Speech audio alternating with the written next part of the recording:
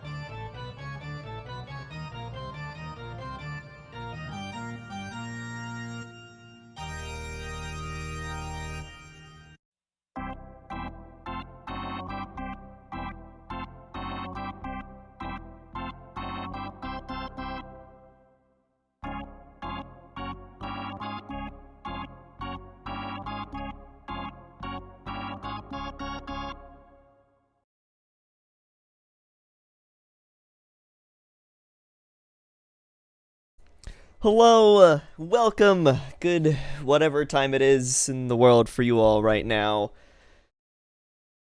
Welcome to day 2 of this week. What's today? Wednesday? Yep, definitely day 2. Yeah. Yeah, it's 2-2. Excellent. Welcome to day 2 of week 2. I am your host, Eagle. With me tonight is Leatherneck Mike, a staple on the stream at this point. So, hello. I prefer Office Max, thank you. All right, fair enough. Office Max it is. So first and foremost, the two images we've got here: Klaus Bergencannon with 300 doubles and Willie Colon with, I believe that is 1,000 career hits. Yes, it is. Bolo, if you're around, what would we like to explain the render? Or Tacos, either one of you can explain why your render has you dropping a guy to the bottom of the ocean? We don't worry about that. What do you want to talk about that? Yep. Some of the milestones we'll be watching today. Rusty Kuntz of the Surge, 3 away from 1,000 hits.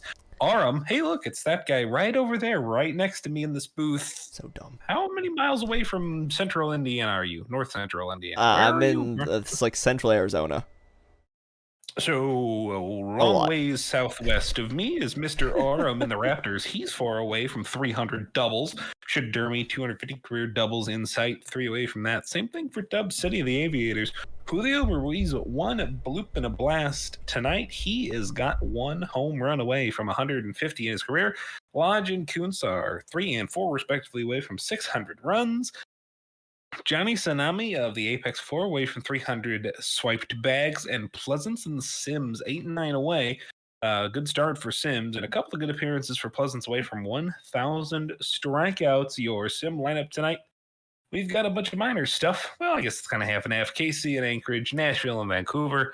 That's prime time. Bruce City and Dallas. Then a quick sim. Providence and Indy. Florida and Anchorage. And then a quick sim for the 8th, 9th, and awfully on the 10th, and a quick sim on the 11th. Yep. And a couple other milestones that have yet to receive their graphics, though we will hopefully get those either for tomorrow or later on this week. Vidal Valor does end up with 250 doubles. Orem ends up with 200 home runs somehow. Klaus Bergencannon also notching 750 RBIs, along with the other 300 300 home runs, I think, earlier, or hits, I don't remember. Paladin Stefano Jr. with 750 runs, as well as 400 stolen bases, and Ricky Vaughn notching 1,500 strikeouts. Boy, oh boy, 300 doubles is what it was for Klaus Bergencannon. So 300 doubles and 750 RBI. That is an impressive. I mean, all these players getting these milestones, all impressive feats of mostly endurance. Most of those are except for numbers. Andrew Orem, that's not impressive at all. No, of course, Orem is just terrible. Like I don't know why he's even on this list. Orem being a power hitter for like 75 seasons and only having 200 home runs. Come on. Just terrible. Might as well retire. Like, seriously, how long have you been in the league? Since S16. Aren't you a BMOC? What? Aren't you a BMOC first baseman? Or weren't you? Oh, yes. Yeah. Dude, I don't know, man. Sim luck is bad. All right. I always thought I was very surprised when I saw that like recent milestone. I was like, wait, isn't that a BMOC? Yeah. Like his entire career? Yeah. We don't question it. It's just what it is. With that, though, we are going to go ahead and start to get underway here a little bit. Hopefully later on, one of the major games, we'll be trying some things, so we'll see how it kind of flows during the actual game itself. But Mod Team, thank you very much. Total hits is up and running. Looks like we've got 17.5. So that'll be a fun one to count. But just to kind of read through here. So our first matchup, Hepcats and Anchorage. Strong matchup in the Minor League West between the first place Wheelers and the second place Hepcats in Kansas City in the first game of a 3-game set. Teams-wise, the Wheelers enter the matchup with a 4-game lead in the West and the best record in the minors at 23-10. They're on an 8-4 on the road and 12-2 against right-handed pitchers, which Johnny Patey is. The Wheelers' strength have all come at the plate, where they lead the minors in nearly every offensive stat, including a team batting average of .315. Wow. The Hepcats enter a matchup at 19 and 14 and tied for second place in the West. They are 9-6 at home, but 6 and 9 against right-handed starters, which Noah Hartman is, and is 7 and nothing for his record. That's going to be a tough matchup there for the Hepcats. And Hartman, so far, already getting some hardware this season. He is the pitcher of the month in May, 6-0 record in that month, of 3.79 ERA, 24 Ks in 38 innings. It's not the best ERA in the world, but he's gotten good run support and has gotten 6 wins, or did get 6 wins rather in that month. Jeez, that's a good pitcher. that is a good pitcher. So as we look forward to this game tonight, the Wheelers' key to success will come from early scoring. Patey has been all-around average this season. The starting pitcher for the Hepcats has been all-around average this season, and the excellent Wheelers offense should be more than capable of jumping on the righty, getting out to an early lead. The Hepcats, meanwhile, look to find victory by matching the Wheelers' scoring early in the game and finding a lead late while their bullpen holds the electric Wheelers offense down. So it's going to be offense versus defense, it seems. Can the Wheelers get on top quick, and can the Hepcats hold the lead? That's going to be the struggle. These are the 2 best playing teams right now in the minors. Hepcats are the best team in the minors in the last 10. They're 8-2. Wheelers are the second best team in the minors last 10, 7-3. And I do want to say, you talk about the Hepcat bullpen, it's anchored by none other than Evil Dictator, your ERA leader in the minors right now. We know that because he's qualified. He's thrown in 28 innings so far this season. They use him a lot. He pitched the 29th and 30th back-to-back against Swifties last times out. 3 2/3 there in those 2 outings combined. He has not given up a run since the 22nd. That is his last 8-ish innings of work. Or sorry, 7-ish rather, 6 2/3. Wow. All right, with that, we will get ourselves underway here. I'll take the first, what do we usually do, first 2? Is it first 2 or 3? I don't know. It's what there's like Danny and I do like the alternating teams. Some AJ does top and bottom. Hummus and OBG do the alternating half or hunks of a game, whatever. Yeah. How about I'll take first 3. You take then 4 through 7. I'll take 8, 9. Cool. With that, getting us underway here, Jose 43 Senior to lead things off, and just making sure things look good with our overlay here. Let's get these back up. Things look pretty good to me. So we're gonna go ahead and get underway. Oh, no, that's co-host 2, not host. There we go. Alrighty. Jose 43 Senior to lead things off versus Johnny Patey. Top of the first. Here we go. That'll be a strike 3 strikeout from Johnny Patey as Jose 43 walks back to the bench. Sneaky Snick. It's going to be a grounder to the first baseman, and he'll easily step on first for that out. Benningson. That's a pop-up in the Benningson. Pop-up in the infield for the 3rd out of the first inning. Cold with that aura of disgust with that name. Seltzer to left field. That's going to be a single. Seltzer on the move. Safe easily with his 14th stolen base of the inning. Or of the game, sorry. No, of his career, this season. Okay, that was terrible. Though Johnson with a grounder to the shortstop. That's going to be an error, and Seltzer will score from second on that error. Johnson does get over to second. Park Factors with a fly ball to left. Johnson will stay. Kent Murphy III takes a walk, so runners on first and second for Stargasm. Jet Stargasm, that's going to be a pop-up in the infield. Should be an easy out, and it is. And Jacob Minion grounder to the shortstop. They'll get the force out at second, so in what could have been a dangerous inning, only 1 run for the Hepcats. As we head to the top of the second, Woofington with a liner past the first and second baseman. That's going to get in for a single. Look out. Bobby Roode, into the gap in right center field. That's going to drop down. Will they send the runner from third? They will. They're actually even going to send the runner from second. He is safe at third with a triple. And the run scores from first, so tied game. Condor, that's going to be a fly ball to left. Will it be deep enough? Will they test the arm? They will. Here comes the ball. And he is safe at home. Condor with the sack fly. The score is now 2-1 for Anchorage. Kimura will ground out to the shortstop. And Jones Jr. is going to take a walk, so runner on first there for Whitmore. Hitting 265, and that's going to get past the second baseman. And that'll put a runner on third, and Whitmore will go to second on the throw. Jose 43 flies that out to center, hitting already over 300 in 2 weeks. But that will end the inning. Anchorage up 2-1. Not a good first two for Patey. The first one was fine. This one, he really got beat around, and now they're going to have to go to the bullpen. They do have some good guys back there, but they're going to have to go to it earlier than you wanted.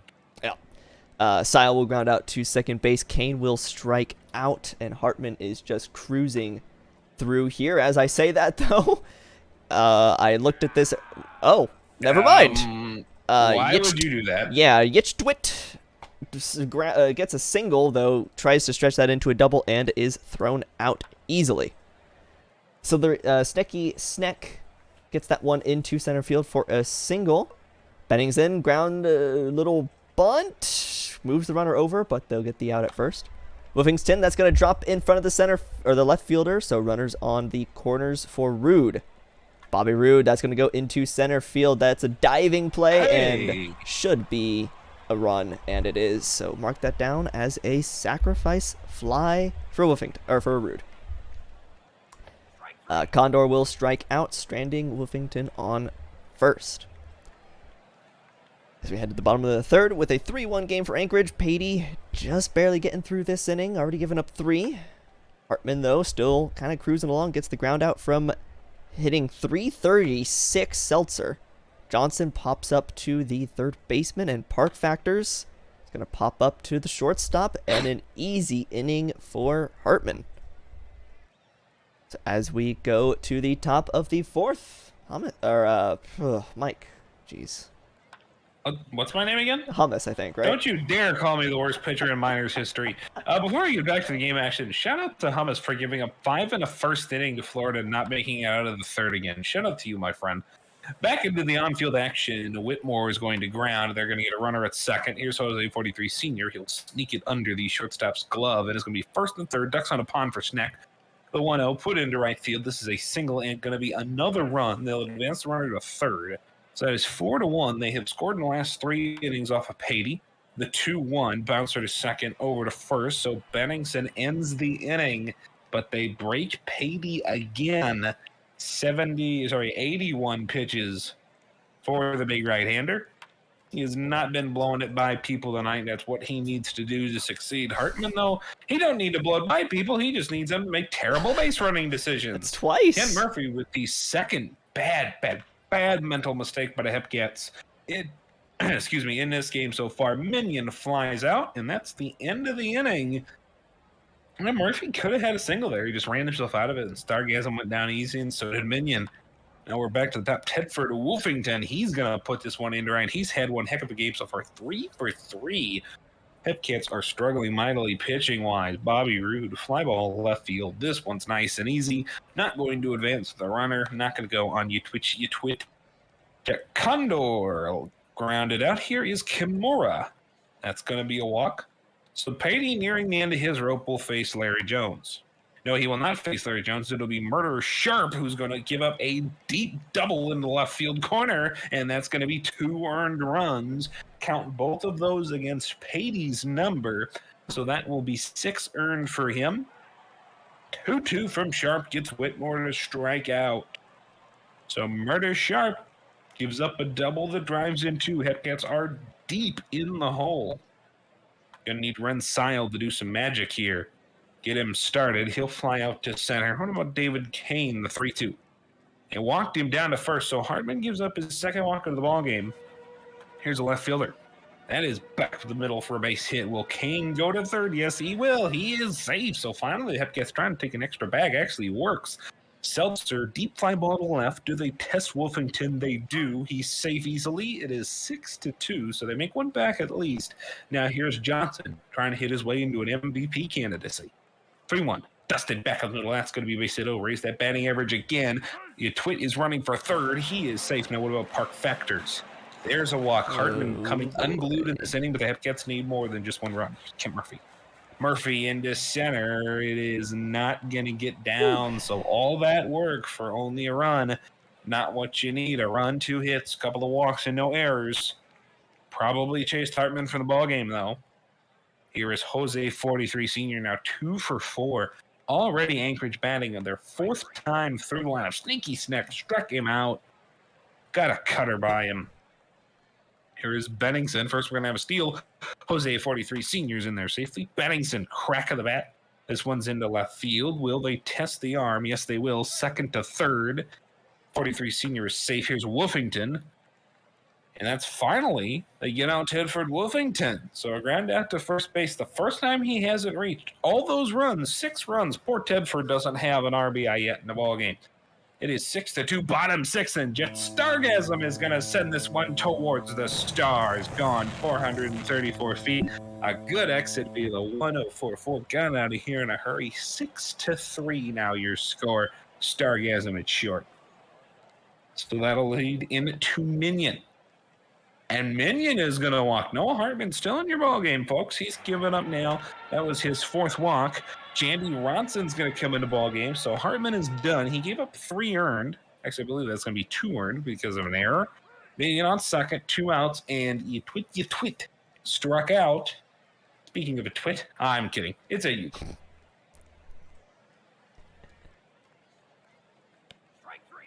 Roode will. Maybe we. Yep. Oh, I'm here. Gotcha. You are there. Roode strikes out here in the top of the 7th. As Anchorage leads 6-3. Condor will follow that up with a strikeout as well, as we actually see Tony Mazzarelli, who came in the end of last inning, continue on the mound.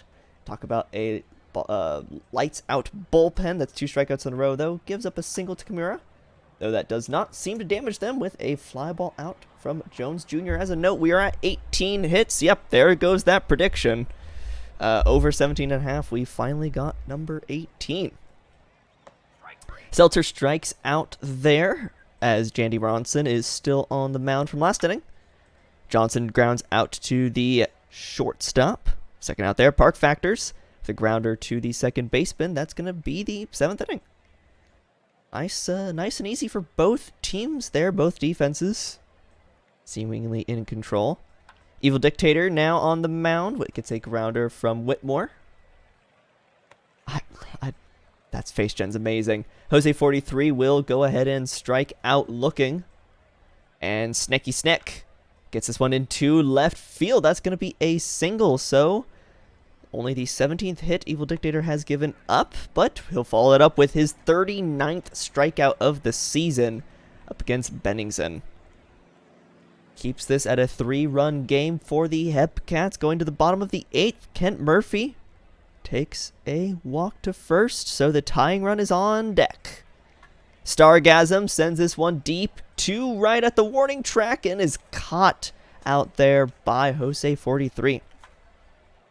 Jose 43 getting more work, another fly ball to him. This one's a little bit easier to play.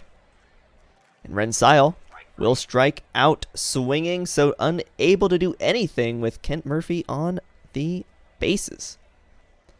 Going to the top of the 9th now. You can almost see exactly when the bullpen came in, as Anchorage puts up 0 after 0 after 0. Wolfington with a drop 3rd strikeout. Roode strikes out as well. And Jack Condor sends this one deep to right, and the bullpen holds Anchorage to 6 runs.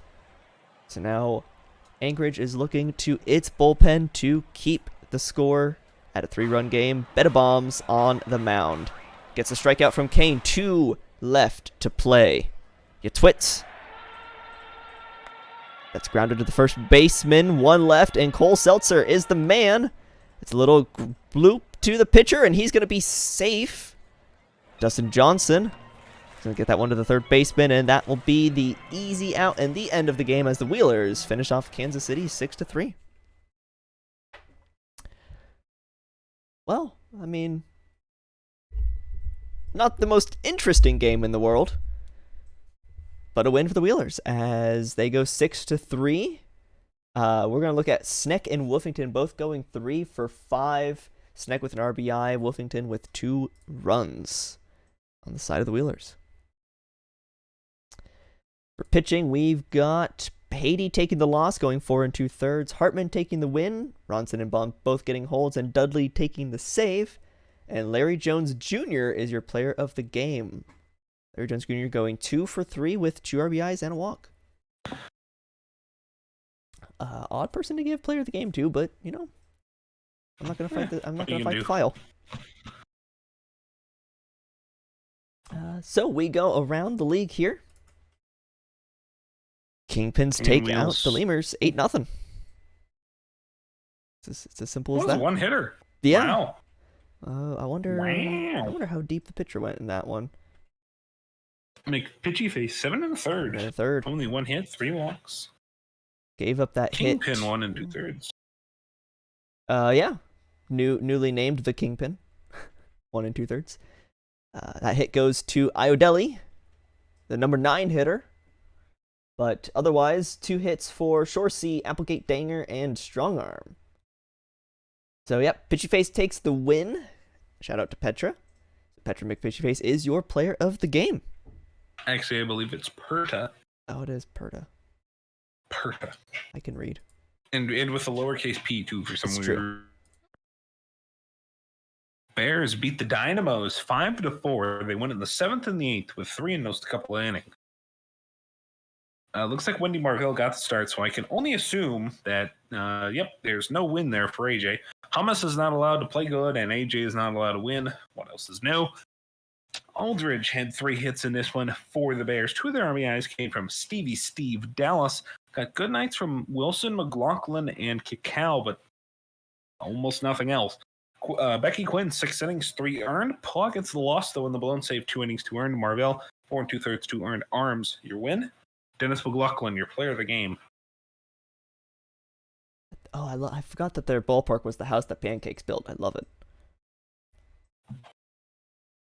Elsewhere, the Flamingos take down the Swifties 7-3. I believe that's a 5-run first inning for a certain, chip dip. But yeah, we'll see. Multi-hit days from Cabrera and Yuppers, though 2 for 4, 3 RBIs, and a run for Cabrera, sitting at DH, hitting about 270. CRA is seriously 9.5. That is a rough start to a career. Thomas, are you a knuckleballer? Benjamin takes the loss, going 2 1/3, giving up 5 earned. Parsons takes the win, going 5 1/3. Nico Parsons is your player of the game, starting pitcher for Florida. Like, is he a knuckler? What is the deal with that? I don't know. I think it's just He's Thomas. junk? What? I think it's it's just Thomas. Oh, this one's interesting. We got a long game here. The Firehawks and the Dills going to 13 innings. And finally, the Dills decide somebody's going to win this game. Might as well be them. Big Barno with 4 hits in this one. California has 3 hits out of Martinez and Stern. This is Dirk and Gambit Panda, the 2 starters. Great start, 7 1/3, 1 earned, and 6 innings, 1 earned, respectively. But it was the bullpens that played the factor in this one. For the Dills, it was the defense. Toppelhauser gave up a run, unearned, and then GM, Firehawk, and Hepcat came in and finished things off for California. It was Beckett and Wilson. Beckett the blown save, Wilson lost. Mrs. Dirk, your player of the game. I believe we have some majors. Nope, I lied. There are no majors games today, so we are good there. With that, we will move on to day 2. Liar, liar, pants on fire. Yeah, I got called out there. Called myself out, apparently. Why did your backup catcher come in at shortstop? That's a great question, actually. Now I'm curious. Why did your backup catcher come in at shortstop? Huh? No. I don't know, but he went 2 for 2 with an RBI, so... And didn't have an error somehow. Weird. I didn't notice that. Good eye. Good eye, DG. File does what the file wants. Nate says, how much about to descend in the same madness I went into? Wait for Alexander Flyball versus Alexander Groundball article. Stars and Vandals is game 2 of the night, and more importantly, it is what we would refer to as a primetime game. So let us switch over to our primetime. There we go. And speaking of prime time, look, the matchup here, you can't see it because the overlay is too big. The matchup here, it says in the file, the pitching matchup goes to Takahashi. It very much does not. Giovanni Sanchez has been absolutely pitching out of his mind. A lefty, 5-1. The win-loss, a 1.58 ERA, a .82 WHIP, and that's only getting about a K per nine. So he's getting people out, using a good defense behind him, finding ways to get guys out. He has been fantastic this season, Gold. Indeed. Well, just talking about our prediction real quick, we've got one of my favorite here. We've got over and under home runs at 2.5. I absolutely love anytime we can do a counting one that doesn't easily show up in the box score. They are just so much fun to me. But as we look around here, Nashville entering tonight at 16-17, third place in the Champs East. They're 6-13 on the road and 8-8 versus left-handed starters, so not really heading their way so far. Vancouver enters the sim at 10-23, tied for third in the Legends West. So they're 7-12 at home and just 4-14 against right-handed pitching. They enter the sim winning 5 of their last 10, so both teams looking at a bit of a struggle. And someone forgot to do their prime time, so I didn't even realize this was a matchup coming up. I just want to put it out there. I'm value betting the heck out of the under on this prediction. 2.5 home runs is very rare, or not very rare. It is somewhat rare. It is pretty high line here. I value bet 3,800 on the under. All right. I'll go with you. I got 10 points. I got 10 points on the under. Nice. Got 10 points. As of the odds right now, you're going to get 25 points. Gold. Congratulations. Yes. Love me. Have your 25 points. I hope you have more than 10 points. I'm saving up to get 18 million all in one go. What is the date? Oh, see, you know what? I was going to do that, and then I bet it all on the World Series and lost. What is the date in the game? It is the 3rd of June. The 3rd of June. With that, just some other quick things. So keys to victory, we'll go with that and then head on in. So for Nashville, key to victory is simply in putting runs on the board with any degree of consistency. Vancouver has struggled mightily to score runs, and if the Stars jump out to any kind of lead, it will be a massive mountain, ladies and gentlemen, for the Vandals to overcome. And then the Vandals will need to look for another fantastic start from Rogers to keep them in this game. That Rogers is not starting.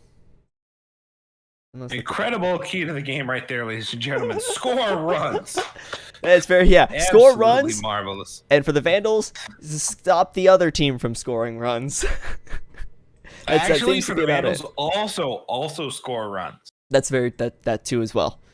Score more runs than your opponent. That seems to work. That's the key for both teams. Yes. With that, we'll go ahead and get started. I'll give you the start of the game this time. Okay. I'll take 1, 2, 3, and you'll take 4, 5, 6, and I'll take 7, 8, and 9. Yep. In a dome in Vancouver, it's Luongo and the Stars against Takahashi and the Vandals. And Luongo flies out to right. Thomas Rose struck him out. Last season's MVP of the Champions strikes out to start the game. Here's Fry. The 1-2. Takahashi, the Submariner, is going to get one laced into right. That's a single for Fry. Here comes Buswell. 2-1. Oh, that's going to go off the catcher's knee pad. So it'll be a runner on second for Buswell. Now 3-2. Struck him out. Good job getting him swinging. Second K for Takahashi in the inning.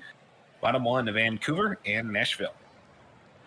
Here's the Vandals lineup. It is Depo, Houlihan, Lodge, Andrews, King, Pryor, Sanders, Akamoto, and Shrub. This is a very young lineup in Vancouver. Stand up on a single. Houlihan is going to stand up and walk back to the bench after flying out. Zach Lodge, the veteran. A very, very old veteran. And one of the only ones on this Vandals team flies out. Sam Andrews struck him out. Salmon slam, not slamming that one. Bottom of the first is over. And Sanchez has another clean inning. Here is Munson. Fly ball left. Now Jimmy Smith. Struck him out. Takahashi, how about it? Already has up 3 of Ks.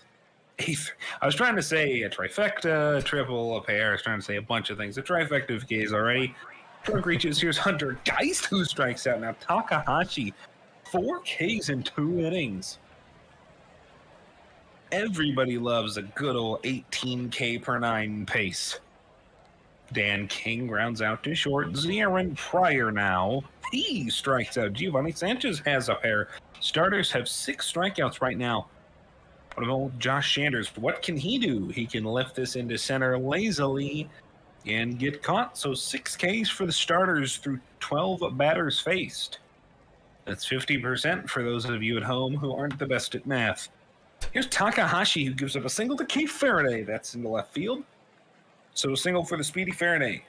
Will she run? No, she won't. Lou Longo is going to run himself back to the dugout after flying out to center field and Muckers O'Houlihan. Now we're going to have Faraday running deep inside pitch. Got her. Thrown out by Sanders. Rose is going to walk. No runner at second. Here's Rose going for second. He is safe. So one caught stealing, one successful steal against Sanders, and Brandon Fry has one successful attempt at the plate and one not so successful attempt at the plate. Bottom of the third, can the Vandals do anything? Akamoto. Shion flies out left. What about Reggie Shrub? Can he do something? 2-0. Shrub bouncer to second. Over to first base. Luke Longo and Rose hook up for that one. Here's stand up. That is a double. Going to be a stand-up double into the left field corner. Left center corner, rather. Muckers O'Houlihan, the 1-0. O'Houlihan back up the middle. Will Depp score from second? Here he comes. He is safe. Diving in at the plate. 1-0 Vandals. Sack Lodge the 0-1. That is lifted into right field, and that is going to be an out. So we make it through 3 innings of this game, and the Vandals do have a run off of Sanchez. 0-8 down to 1-6-6. We go to the Golden Boy. Stay gold, you. As Boswell to lead things off, flies out to left. Munson's going to follow that up with a pop-up to the first baseman. And Jimmy Smith grounded to the third baseman. That's, whoa, an infield single. Jimmy Smith knows how to run. And speaking of running, he steals second. So, boy, can that boy run. Okay. Sure. We'll see that error in foul territory by the right fielder, but Crunk is going to score Smith from second, so a 1-1 game for the time being. Under guy's going to ground out to the first baseman, so that'll end the inning, but that weird error actually cost them a run. The right fielder does have to catch that ball, but you also would like to see somebody else move. Yeah, they all just stand there, stare at him, just to make sure. And you know what? The pressure made him drop it. Andrews will strike out there. Dan King, fly ball to right. That's going to get caught. Zarin Pryor going to ground out to the shortstop, and that'll be the end of the 4th inning. So we head to the top of the 5th with a 1-1 game. Okay, Faraday's going to get that one. That's a hot shot to the first baseman. Picked up and easily handled. Bongo the Wongo. Whoa, diving play past the second baseman. That'll be a single.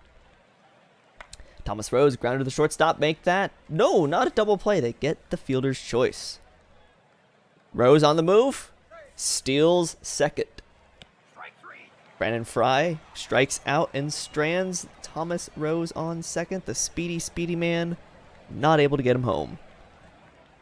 Josh Sanders to lead things off in the bottom of the 5th. Pops this one up into the second baseman's mitt. Okamoto will strike out looking, and the lack of offense is making this game go by pretty quick. Reggie Shrub, though, the second baseman's going to eat that, so give up the infield single. And the pitch out. Oh, get caught entirely. Mental games there, but Shrub gets thrown out at second. Booswell will lead things off here to the shortstop and makes the throw, but unable to do so in time.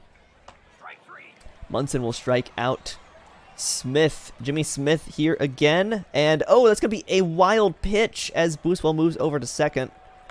Smith gets that one over the third baseman. Booswell coming from second. He is safe. And Nashville takes a 2-1 lead. Smith now on second. He's already been seen to be a stealing threat.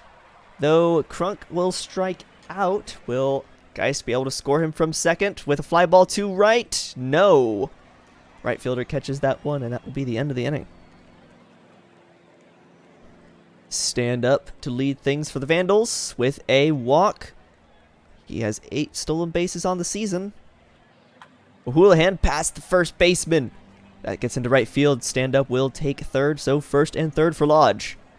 O'Houlihan, the base stealing threat as well, steals second, so runners both in scoring position, and Lodge is going to bring both of them home. Drops into left field for a 2 RBI single, and Vandals take the game now 3-2. Andrews trying to get Lodge over. Oh, that's going to be a 4-6-3 double play. Not what you wanted in what could have been a big inning, but Dan King will strike out. The Vandals take the lead. And we'll see if that holds. Mike, on over to you. Mr. Gold, do you know what I'm going to do? I am donning my leather cap and my goggles. Do you know where I'm going? Swimming? No, I said leather. Oh. I am going to hop in my single-engine Cessna, and I'm going to fly around Providence, Rhode Island, and take a look at the out-of-town scoreboard. Brought to you by the PBE merch store! !Merch in the chat to find the store. Get your PBE merch today. Buffalo at the powerhouse up 5-2 on Seattle in the battle of the latest expansion teams in the PBE. Maui up on NOLA 4-3 there. Bottom of the 6th, the Sunset on the island. Sarasota and OBX 5-2. Hammond Park 8-1. Detroit over Boise. Bottom of the 6th. Indy is up 5-2 on the Sloss of San Antonio. Cancun up 6-1 on Providence at the Pont. Vaughn's House, that's DVS and NYB 7-3 the lead for the Voy boys. That's a look at your out-of-town scoreboard. Get your leather hats and your goggles on and fly yourself right to the merch store! !Merch in the chat today. So you're not going for a swim? No, we are not. Back to Economides and the Vandals. He is throwing right now. He has thrown 2 clean innings and has 5 strikeouts. In those 6 out he has gotten as Vancouver is trying to shut down Nashville, but first they get one more chance to get some insurance. Reggie Shrub, hey, that's a nice catch out there in center field from Jimmy Smith. Stand up now is going to ground out. Muckers O'Houlihan, last chance for the insurance. Weak dribbler, good stop at short, and a good play. Means we go to the top of the 9th. It'll be Smith, Crunk, and Geist up for the Stars. And it is Economides again, and he has struck out the 6th batter now. 6 out of 7 batters faced by Xenophon Economides are strikeouts. We'll go Jebediah Crunk. Let's see what he does. He does the same thing. Economides with 7. 1 more out to go. 1-2 to Geist. Hit him in the back of the head. That's exactly. And, oh, by the way, Fuji. It is Fuji, and now for that matter, they took out Economides. K. Fairney is going to fly out. I want to let Xenon try for that one there. He is putting him down with authority. Well, the Fuji is going to get the last down after plunking a batter. 3-2 win for the Vandals. You saw this one, and you saw Vandals get some production out of the top of the order and absolutely nothing anywhere else. Top 3 guys had 5 of the 6 hits. Takahashi 6 innings, 1 earned. Sanchez 7 1/3, 3 earned. It's going to bump his ERA up to a whole 182. Oh no. Player of the game, I would assume, is Takahashi. Indeed. Although I would like it to be Economides for 7 Ks and 8 batters. I got 15 points. Oh yeah, that's right. The answer is 1. I gotta see how many points I get. I got like 5.5K or something. Jeez, that's more than me. So I also bet 3.8K. You know what? That's fair. The higher the risk, the higher the reward. Yep. Around the lead. Oh. Yep. So around the lead, we've got the Sea Serpents taking out the Surge late in the game. Last we saw the Surge were winning. Sea Serpents take a 6-5 win with a 2-run 9th inning. Kripaskov going 2 for 4 with an RBI and 3 runs, getting on base. How do you get 3? Fielder's choice potentially. It's interesting. But Kripaskov coming around to score quite a few runs there. DeMarco takes the win for Seattle. Singh takes the save. Schramm takes the hold. Ginsburg takes the loss and blown save. Kripaskov,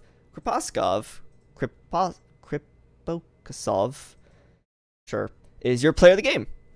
I'm not gonna. Y'all are coming up with too creative of names for me.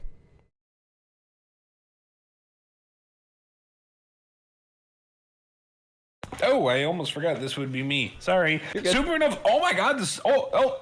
Wait! Stop the presses. Arizona won a game. Woo! 4-30 now on the season, but the front number, it's going up. They win 5-2 over the Aviators. Weedham Boys has 3 hits, a big reason that Sarasota scored runs in this game. Outer Banks, it is Dub City with multi-hit game. Everybody else had just one. Bryce Funk, 6 innings, 5 earned. Bill the Hill, 7 1/3, 2 earned. Frederick Urtiquez Garcia, save. Bill the Hill, your player of the game. Probably the 4th time that has been said about Sarasota this year. I mean, that's how counting works. They're 4-30. I mean, not necessarily. We saw in the minors, Mrs. Dirk was player of the game, and that team lost. That's fair. Meanwhile, in Boise, an absolute destruction as the Demons put 12 up against the 3 of Boise. What in the world happened there? Boy, oh boy, 3-hit games from Blammo and Stack and Paper and Jaguar. 2-hit games from Dimes, Drachenberg, and we Dingle. We gotta look. What did Orem did nothing? Of course, Orem does nothing. Though I will say, Petra Sabor going 4 for 4 on the side of Boise, the only offensive production pretty much in that entire lineup. Boy, oh boy.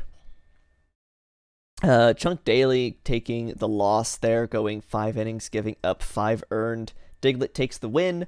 Jimmy Blammo is your player of the game. Again, going 3 for 4 with 2 RBIs and 2 runs. That's a loss. That's a big loss. How about we look at the Apex and the Sloths? Apex 25-9 of the season. Zach Mouse, the Mouse was in the house today. 2 hits on 5 attempts at the plate. Johnny Tsunami, 2 hits in 4 of those attempts. He had a walk as well. 2 RBIs from Wander Franco, World Series hero. The San Antonio Sloths had 7 hits as a unit. Dying at the start, 6 innings, 2 earned. Good one for that bum. King George the third, 5 2/3, 5 earned. Player of the game is Diane, who is now 8-1 on the season, despite being a giant pile of suck. Yeah, who is that guy? That I can't remember who owns that player. It's definitely sucks though. The Toros and the Crabs. Toros taking a 7-2 win over the Crabs. It's good for the Toros. 2 hits from Hokenvettel, Rogers, and Batista, though Rogers going 2 for 3 with 4 RBIs, a walk, and a run. Mitchell takes the win. Leaf takes the loss. Steve Rogers is your player of the game, and yeah, that kind of tracks.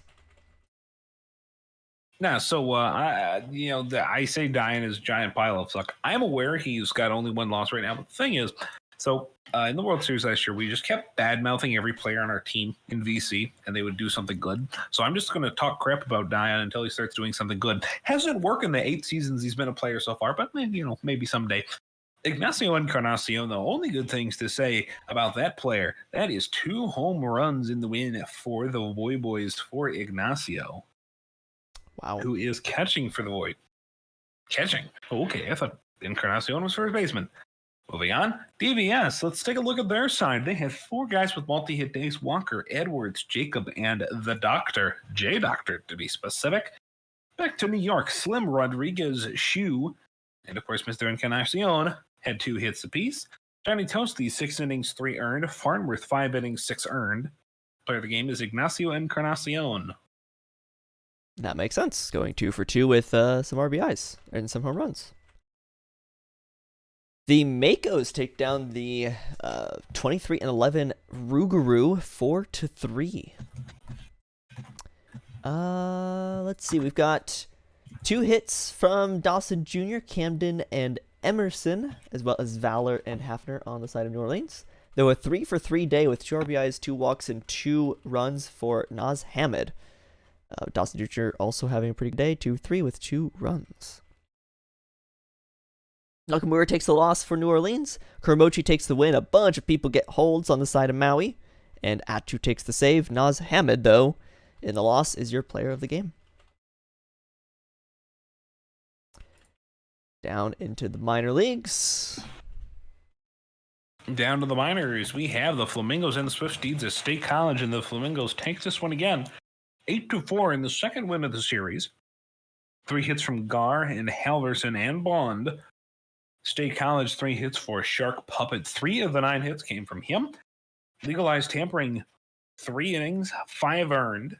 Scudder, 5 2/3, 3 earned for Florida. Edison Bond, Edison Bond, your player of the game with 4 hits. Beaver and Hummus, both completely terrible. You almost wonder if there's something wrong with the Swifties. Nah, it's fine.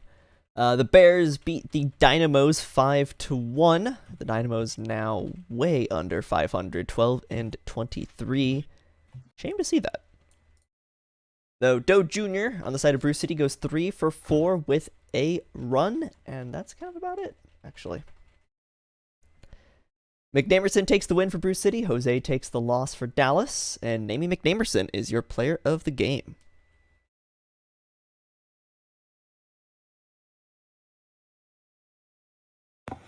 Come on, unmute. There we go. All right, the Kingpins and the Lemurs, 5-2 win for the Chicago Kingpins. Hayden Andrews, big day, 4 hits. Shorzy, Wayne Shorzy, ahead of him, 3 hits. 7 of 10 come from those 2 guys at Louisville there.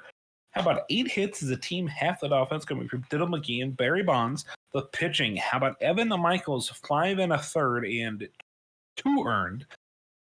Pete Crimps, 5 2/3, 4 earned. Player of the game is Hayden Andrews with 4 hits. Nice day. Good day, sir. The Firehawks take the win over the Dillos 6-1. Now both very, very close in record, 15-20 for the Firehawks, 16-19 for the Dillos. 4 hits for O. Steele, 4-for-5 with 3 RBIs. Not being scored himself, but 4 hits is nonetheless impressive. Gordon takes the win for California, going 9 innings, only giving up 1 earned run, so a complete game for Gordon.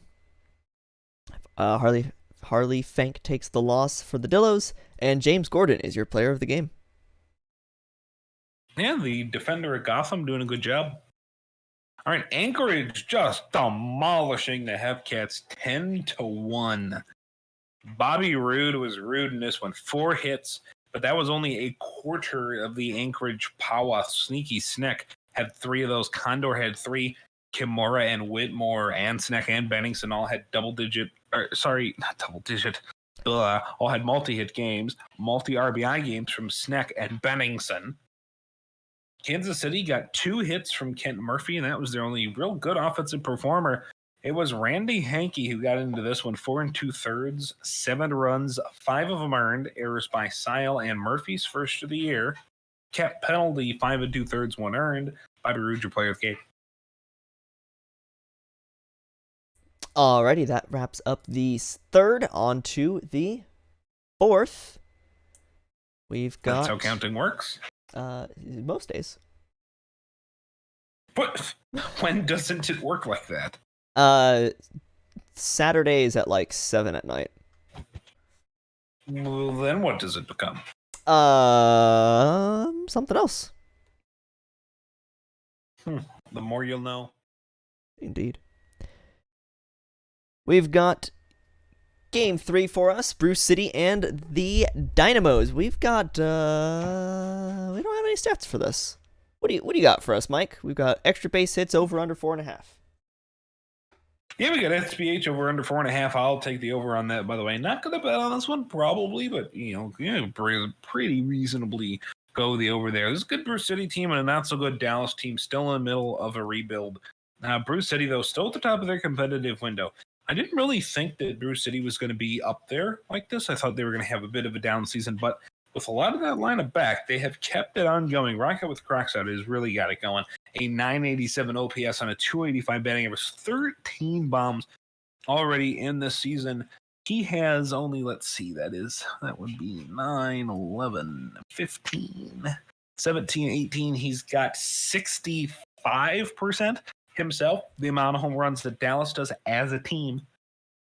So wow. A good hitter there. Jenkin Liver, 3-3 with a 589 on the season. Will Millis, the career Bruce City Bear, at 100 TPE, the worst first overall pick in the minors of all time. 2-2 with a 367 at age 23. I'm pretty sure this is his last year possible for the left-hander. Advantage in this game I give to Bruce City's lineup and Dallas's pitching. So you're saying I shouldn't have taken the under? Yeah, I would not have done that. Not with these two guys in the mound. Well, that's a shame. Yeah, like I said, it's not one that I touched in particular, but I would definitely have taken the over. Well, hopefully I get some points back. We'll go ahead and get this one underway. Don't say that. Oh my God, the over got smashed to oblivion. Yeah, y'all are going to get my 10 points. Congratulations. And I snuck in a value bet on the end. Nice. I think. With that, we'll go ahead and get started. Dennis McLaughlin will lead things off. We'll swap off here. I'll take the start. Yep. Dennis McLaughlin up against Will Millis. McLaughlin gonna lead things off here with an out to right field. 1 pitch, 1 out. Nacho Man's gonna get a single into right field. Ryan Kakawa. Oh, that's gonna be a wild pitch by Millis, and that'll move Nacho Man over to second, though Kakawa walks, so didn't really matter too much. Man on first and second, as that is out of here. Goodbye. Adios. 3-run home run for Big Iz. And our first of 3.5 extra base hits. Clifford Willis with only 1 out still, and that's going to be a single into right field. William Groves, that's going to get past the third baseman, should put runners on first and second for Willie Mays Hayes. And that's going to drop in. That's a little bloop. Single bases are loaded. Dallas's offense is showing up today, though. That is going to be a 3-6 fielder's choice there. And they get the run from third. Pop up in the infield, runners on the move, and an error! The shortstop dropped the ball. That's going to score another run. And the 10th batter to the plate, McLaughlin, does ground out to the first baseman, but 5 runs in the first inning for Dallas on 1 extra base hit. I should have taken the over. Honda will strike out swinging to lead things off for Bruce City. Aldridge gets this one to the third baseman. That's going to be an out. Stevie Steve, the steviest of Steves, that's going to be a walk to first.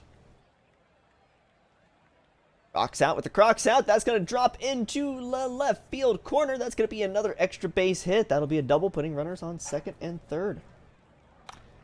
J.R. Frankenstero, that's going to be a grounder to the shortstop. Bruce City will not get any runs as the out happens at first. Nacho Man, second at bat in 2 innings. That's going to be a dribbler to the pitcher and an out. Ryan Cacao takes a walk to first. Big Iz, grounder to the shortstop. That's going to be the fielder's choice, and that will be all they get. Wilson, that one gets past the shortstop, so runners on first and second. William Groves, fly ball to left field. That's going to be an out, and the end of the second inning. So 5 runs in the first, and then silence. John Doe Jr., center fielder for Bruce City, fly ball to right, and that'll be the end of that at-bat. Stradley's going to get that one into right field, this time a single. IKEA Condradio. Condradio. That's going to be a strikeout. Scott Gesford takes that one to third base, and they'll get the out at second. Still 5-0. Top of the third, Willie Mays Hayes grounded the second baseman. Oh, Error on which side is that going to be? Error on the second baseman for the throw. Fielder grounds that one to the shortstop. Flannaball, that's going to be a walk, so runners on first and second. This is going to be dangerous. McLaughlin, fly ball to left, though they get one of the 2 outs they need. No, he dropped the ball. The left fielder dropped it this time. Bases loaded. Nacho Man takes a walk. Bases still loaded for DH Cacao. No home runs. This could be the time. No, they'll get just the force out at second. They try for the double play, but a run will score from third. Big is fly ball to center field. They actually catch that one. Wow, another 2 runs on an error that would have most likely saved the inning. Bottom of the third, Martin Honda gets this one popped up in the infield. Easy catch for the second baseman. Aldridge to center field. That'll be an out. Stevie Steve grounded to the third baseman, and that'll be the inning. So through 3, Dallas is up 7-0. Not quite what I expected, but might pass it on over. It's a good thing that I didn't get that value bet on the under to go through, huh? Aaron Kozak gives up a single. What else is new? To start the inning, William Groves is going to ground into a single play, not double A, single play. Willie Mays Hayes strikes out. Nick Fielder, the catcher. Apparently we had some trouble on the exchange between first and the pitcher's mound. Because he's somehow, and then Flanball into left, as I was explaining the trouble between the pitcher and the first baseman. Flanball puts one into left. Should have been an easy catch, but Guessford just decided to miss it, I guess. And it's 9-0 now. Now McLaughlin up the middle. That is a single. Almost was a double. And Flanball scores. It's 10-0. Bruce City getting whacked. Nacho Man strikes out. It is Nacho night, Bruce City. 10-0 destruction. Rock out with your Crocs out. Can he help get something going? Nope, that's just a meekly pop out on one pitch. Here's the third pitch of the at-bat to Frankenstein, and he is going to ground out John Doe Jr. He will draw a walk. That's a start. What about Dusty Stradley? First, we're going to see a John Doe Jr. stolen base. No throw. 3-2 to Stradley. He straddles this into left field, and it is caught. All right, in the chest, left fielder Big is who we see second in the inning. That's Cacao. Big is and Wilson to bat for Dallas. Here's Cacao. That is a base hit for him, so now he's got a hit in the ball game. So for one to sacrifice, Yogi Budweiser's in. The 1-2 to Big is struck him out. He's got a home run and 3 RBIs, but he goes down there. How about Wilson? That is smacked into right. A good catch by Stradley. And William Groves. Groves, lazy one to short. Tap on the bag at second. And the top half is over. Only the second inning that Dallas doesn't score in. Bruce City with more errors than hits, looking to rectify that in the bottom of the 5th. It's a pop out for the second baseman, Ikea Condradio. Guessford grounds out. Martin Honda does the same. So it's a pop out to the catcher and 2 ground outs. Jenkins Liver is having a nice start. 5 innings, no earned runs thus far, only at 70. Who's not having a good start? Well, the entire Bruce City Bears pitching staff. Willie Mays Hayes flies this one to center field. Now what about the cold Nick Fielder? 3-2. Fielder into center again. This is going to be caught by John Doe Jr. Flanball, what will he do? The 1-2 struck him out. That is the first time in this ballgame we have consecutive innings where no runs are allowed by the Bears. We go to the bottom of the 6th. And it appears that Gold has replaced my aviator's cap with swim goggles. So thank you very much for that. So I will not be getting in my plane to fly around the out-of-town scoreboard because I apparently now have scuba gear. Right over the Crocs out, the 3-2. Bouncer to second, over to first. And that is the end of my time in the booth for this game. And now I will give it back to Gold while I go find my flying equipment. You jerk. You know, this leather cap is actually nice. I like it. It feels good on the ears. Give it back! No. Nacho Man's going to ground out to the first baseman. No, another error. The 4th error of this game for the Bears puts Nacho Man on first. Cacao takes a walk, first and second. Big is going to fly this one to right field. That'll be an out. And Wilson is going to strike out, so the error in this case does not come back to bite them. But boy, oh boy, how many of these were Fumble Bumbled here? I don't know. I don't know where my Fumble Bumble gif is. I lost it. I fumbled it. Frank and Stero will ground out to the third baseman. John Doe Jr. grounds out to the shortstop. And Dusty Stradley will strike out looking. Speaking of bad games, a bad game in Kansas City. They're losing 11-1. They lost like 6. What it was 6-3, 10-1, 11-1. That might legitimately be the worst series Kansas City has played in seasons. Multiple. My cat was trying to eat some stuff, so I lost track of what's going on. Though Fielder ends up on first base, so there we go. Yeah, it was a single. Yeah, there we go. Your cat was just trying to get revenge for my leather cap, you jerk. I may have thrown it at the cat. First and second now for the Dynamos. McLaughlin grounds out to the first baseman, and that will be the end of the inning.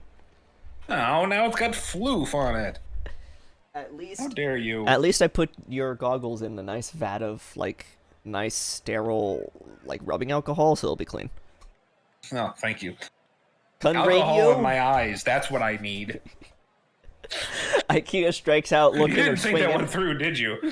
Gespertz flies this one to left field. That is out of here. Our 4th extra base hit, I believe. That puts us on the over.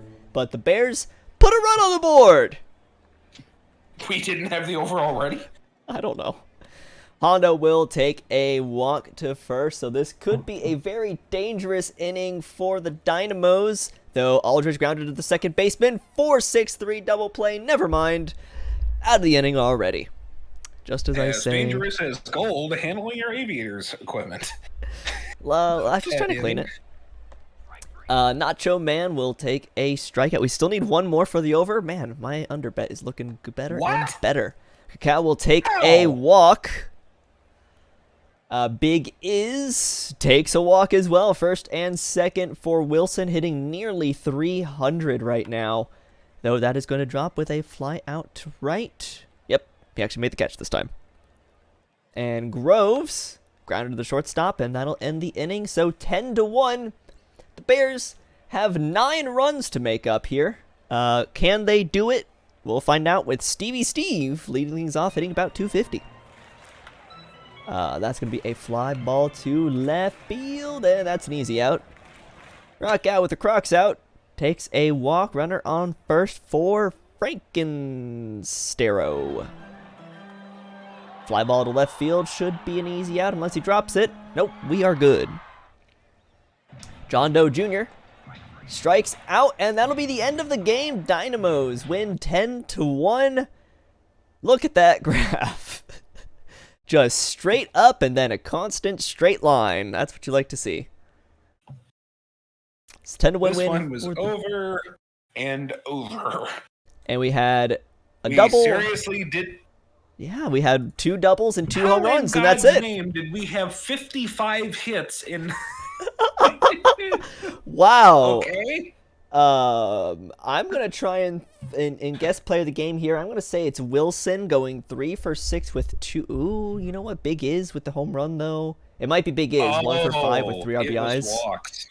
A lot of walks. 11 walks in this game. Yeah. Okay, that's how we got our base runners without extra base hits. Cacao with 4. I'm actually. Yeah, I was gonna say I want to go with Ryan. I would give my player of the game to Ryan Cacao because he's got 4 walks in a game where his lineup is just tearing the crap out of the opposing pitching. So I would love for him. Yeah. Liver takes the win for Dallas. Millis takes the loss. They do give player of the game to the starting pitcher Jenkin Liver. But as we see here, let me turn all my overlays off. Ryan Cacao ties the Dallas regular season game record for walks with 4. So nearly setting a record. Let's see here. I made 53 points. Nice. Nice. Let's take a look around the rest of the minors, shall we? The Flamingos destroy the Swifties again. This poor Flamingo. What is it? Is that your cat? No, that's me. Look at the What ninth are you inning. yipping at? Look at the ninth inning. What? Oh yeah, well yeah, Jim Anthony Brizzo hit a grand slam, and then 3 runs by the Swifties. So 4, of them 5 Jim Anthony Brizzo's RBIs. Jim Anthony Brizzo RBIs. I can speak English. Swear to God, came on a grand slam in the 9th. Eddie Garr got his 21st stolen base of the season. That's one heck of a number. 3 hits and 4 RBIs make that 7 hits in the last 2 nights for Bond. I don't remember the first name. Bond. State College, Decker, 3 hits, 4 RBIs. But when you got that pitching staff, there ain't a lot you can do. Wilson, 5 runs, 5 earned, and 5 and 2. Sunshine, 5 and 2 earned. Who gave up that 9th inning? It was He Hate Me. Oh, no, his name. It was Clayton. What does the sim have against this poor man? Oh, 6 God. earned, and he didn't get it. Golden. I don't know if you were. This is the guy that was murdered and was like 5 and 28 last season. Oh, because the Swifties ran a 3-man and the game just picked him and beat the hell out of him. Ugh. Every game, he had like a 7 ERA for the season. Now, apparently, even out of the bullpen, he gets the snot kicked out of him. That is an infinite. See, now his ERA should be, well, it shouldn't be infinite as a whole, but like this game, I wish they would have a little symbol that said infinite for the ERA, because that's what it is. Edison Pond, your player of the game. Although, truly, if there was an infinite ERA added in, well, yeah. There should be something in the game for an infinite ERA somewhere. Elsewhere around the league, the Lemurs take a 5-4 win over the Kingpins with a 4-run 3rd inning, and that's all it took. We'll go with, so Louisville won. We got 2 hits from McGee, Hendricks, and Brownawell. That's a cool name. I like that one, Brownawell. Brownawell going 2 for 3 with an RBI, a walk, and a run. And we've got little Bobby Tables over there going 2 for 4 with a walk. And Shorsey gets 3 hits. Hey, you know what? A good point by Unconfident, by the way, about that Clayton appearance in the last game. That was 22 pitches. That means he threw no more than 3 pitches per batter while getting mugged. Ugh. That's a rough outing. In better outings, Roberts takes the win, going 2 innings, giving up only an earned run. Ben Page takes the hold. Fujisaki takes the save. Rodriguez Jr. takes the loss. Chase Brownawell is your player of the game. It's true. That is on average. He could have pitched 21 pitches to 1 player. Well, no, because there was like 7 batters. Could have pitched. The highest he could have done is 16. There you go. And then 6 1-pitch ABs. The Firehawks get downed by the Dills 8-20. 7 runs second is all they needed. Look at that slide, aka a graph. That is Rage with 3 hits in this one. Nearly everybody had an RBI for the Dillos, save for Williams and Glovery. California, 9 hits as a unit, but only 1 RBI. Thompson, 2 innings, 7 runs, 3 of them earned. That Bubba Tree error was a pretty big one, apparently. Jones, 6 1/3, 1 earned, or 1 run, no earned, rather. Player of the game, Walrus Jones. Your starter for the Dillos. Makes sense to me. Dillo. And then the Anchorage continuing to pound on the Hepcats 11-3 win. Boy, Anchorage in just few games have kind of stacked themselves in a pretty good offensive days. We've got Sneck going 4 for 6 with 2 RBIs and 2 runs. Sneck, two of those hits were both doubles. Very, very nice day for Sneck. Somerville takes the win for Anchorage. Wilfing, I don't know. Wilfing, yeah, that sounds about right. Takes the loss, and Sneck is your player of the game. I mean, like this is a really good series for Anchorage. You put 4 games between you and Kansas City, which is important for obvious reasons. But not only that, you just absolutely demolish Kansas City. That's a World Series looking team right there in Anchorage right now. That was on the road too. Yeah. You don't just do that to a good team on a road unless you're a serious contender. Aviators 6-4. They win this one. They get their revenge against the Supernovas. Couple of hits for Dub City. Linus Riverboat right off the top 4. The 9 came from them. Sarah Sauter had 6 hits as a unit and 4 RBIs. Lefty Bones 1-9, 6 innings, 4 earned. Ripspot 6 innings, 2 earned. McDonald the hold, Sky the hold, Walrus the save. Ripspot your player of the game. The Stars go extras over the Vandals and take another win. So that's their... nope, Vandals won last game. Never mind. So the Stars take this one, 6-4. We've got multi-hit days from Bong Luongo, Fry, Munson, and Smith. Longo going 2 for 5 with 3 RBIs and a run. Washington takes a hold. Shingino takes a blown save, though Parton picks up the win. Coming in looks like, let's see, it was, the 9th inning. Yee takes the loss for Vancouver. Glenellen Mixon is your player of the game.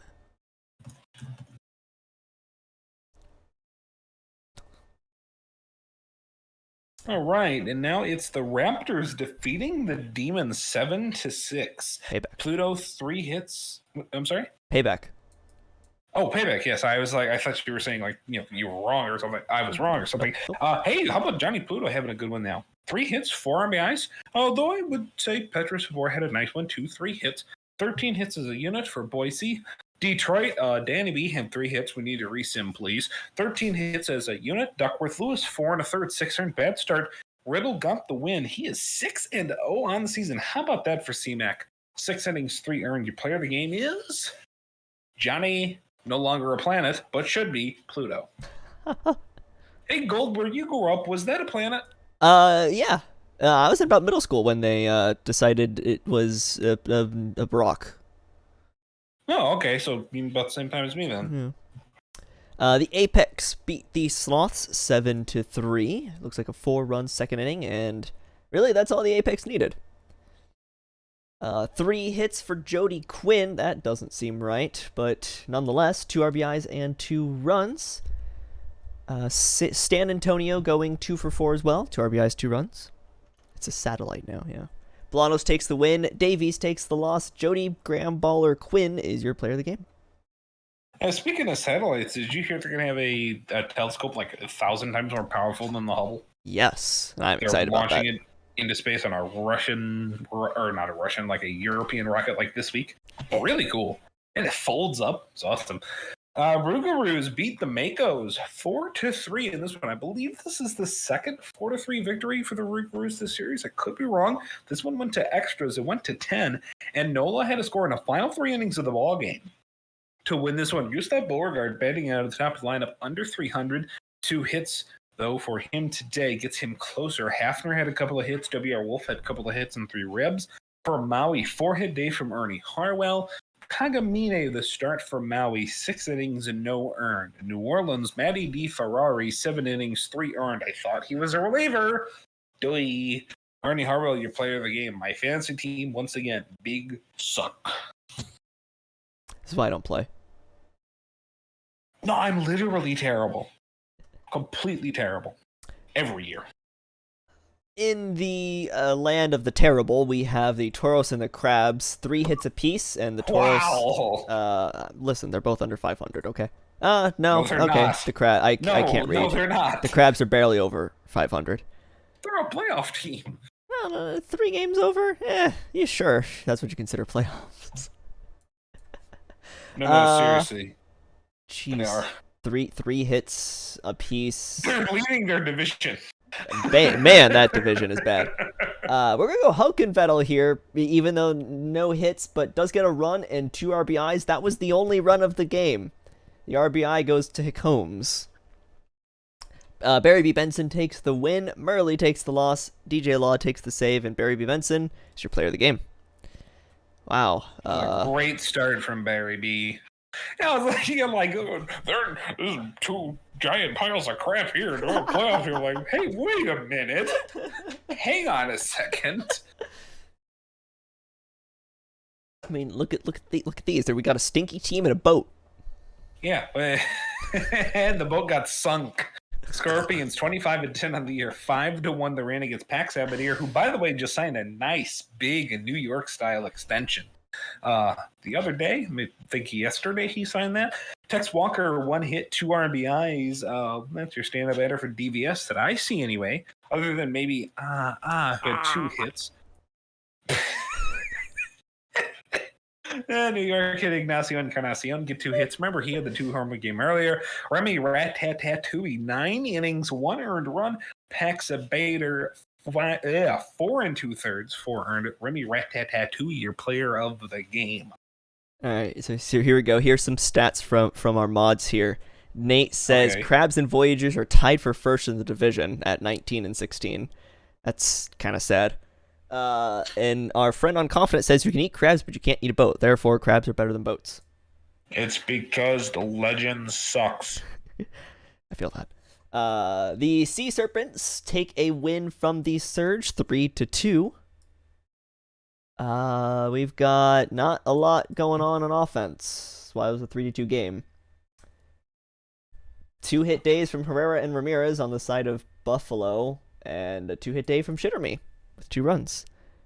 Excuse me? Kind of. Gesundheit? What did you say? Shitterme. Shitterme. Yeah, Shitterme. Oh, okay. Homie takes the win for Seattle. Singh takes the save. Take him down. Falseco got thrown out of the game. God, I want that to happen in a stream game for once. You need to come down is your player of the game. Yes, Falseco getting ejected in the 6th and was replaced. Apparently Falseco need to calm down. With DH O'Sullivan. I don't even know they have a backup DH. How does that work? That's cool. That's the 4th. Woo! Whatever the date that is. On to the 5th. Looks like we've got a Majors Quick Sim. Just double checking. Yep, no minors games. What? Oh yeah, I thought this was Crabs Apex. Or is that tomorrow? That is the 6th. That is tomorrow. Oh. You run off of me again. So we're gonna hit this button and go through them. Quick sim. Quickly, we see the Demons beat the Makos. They are 22-14 on the year. 2 hits, 2 ribs from nickels and dimes. 4 hits from 4 separate batters for Maui. Let's take a look at the pitching. Walker Cato, 7 innings, 1 earned. Rafael de Alcott, 5 innings, 3 earned. A 9.75 ERA for de Alcott, continuing the streak of terrible Maui starters. Your player of the game is Walker Cato. God, it's weird seeing them in Detroit.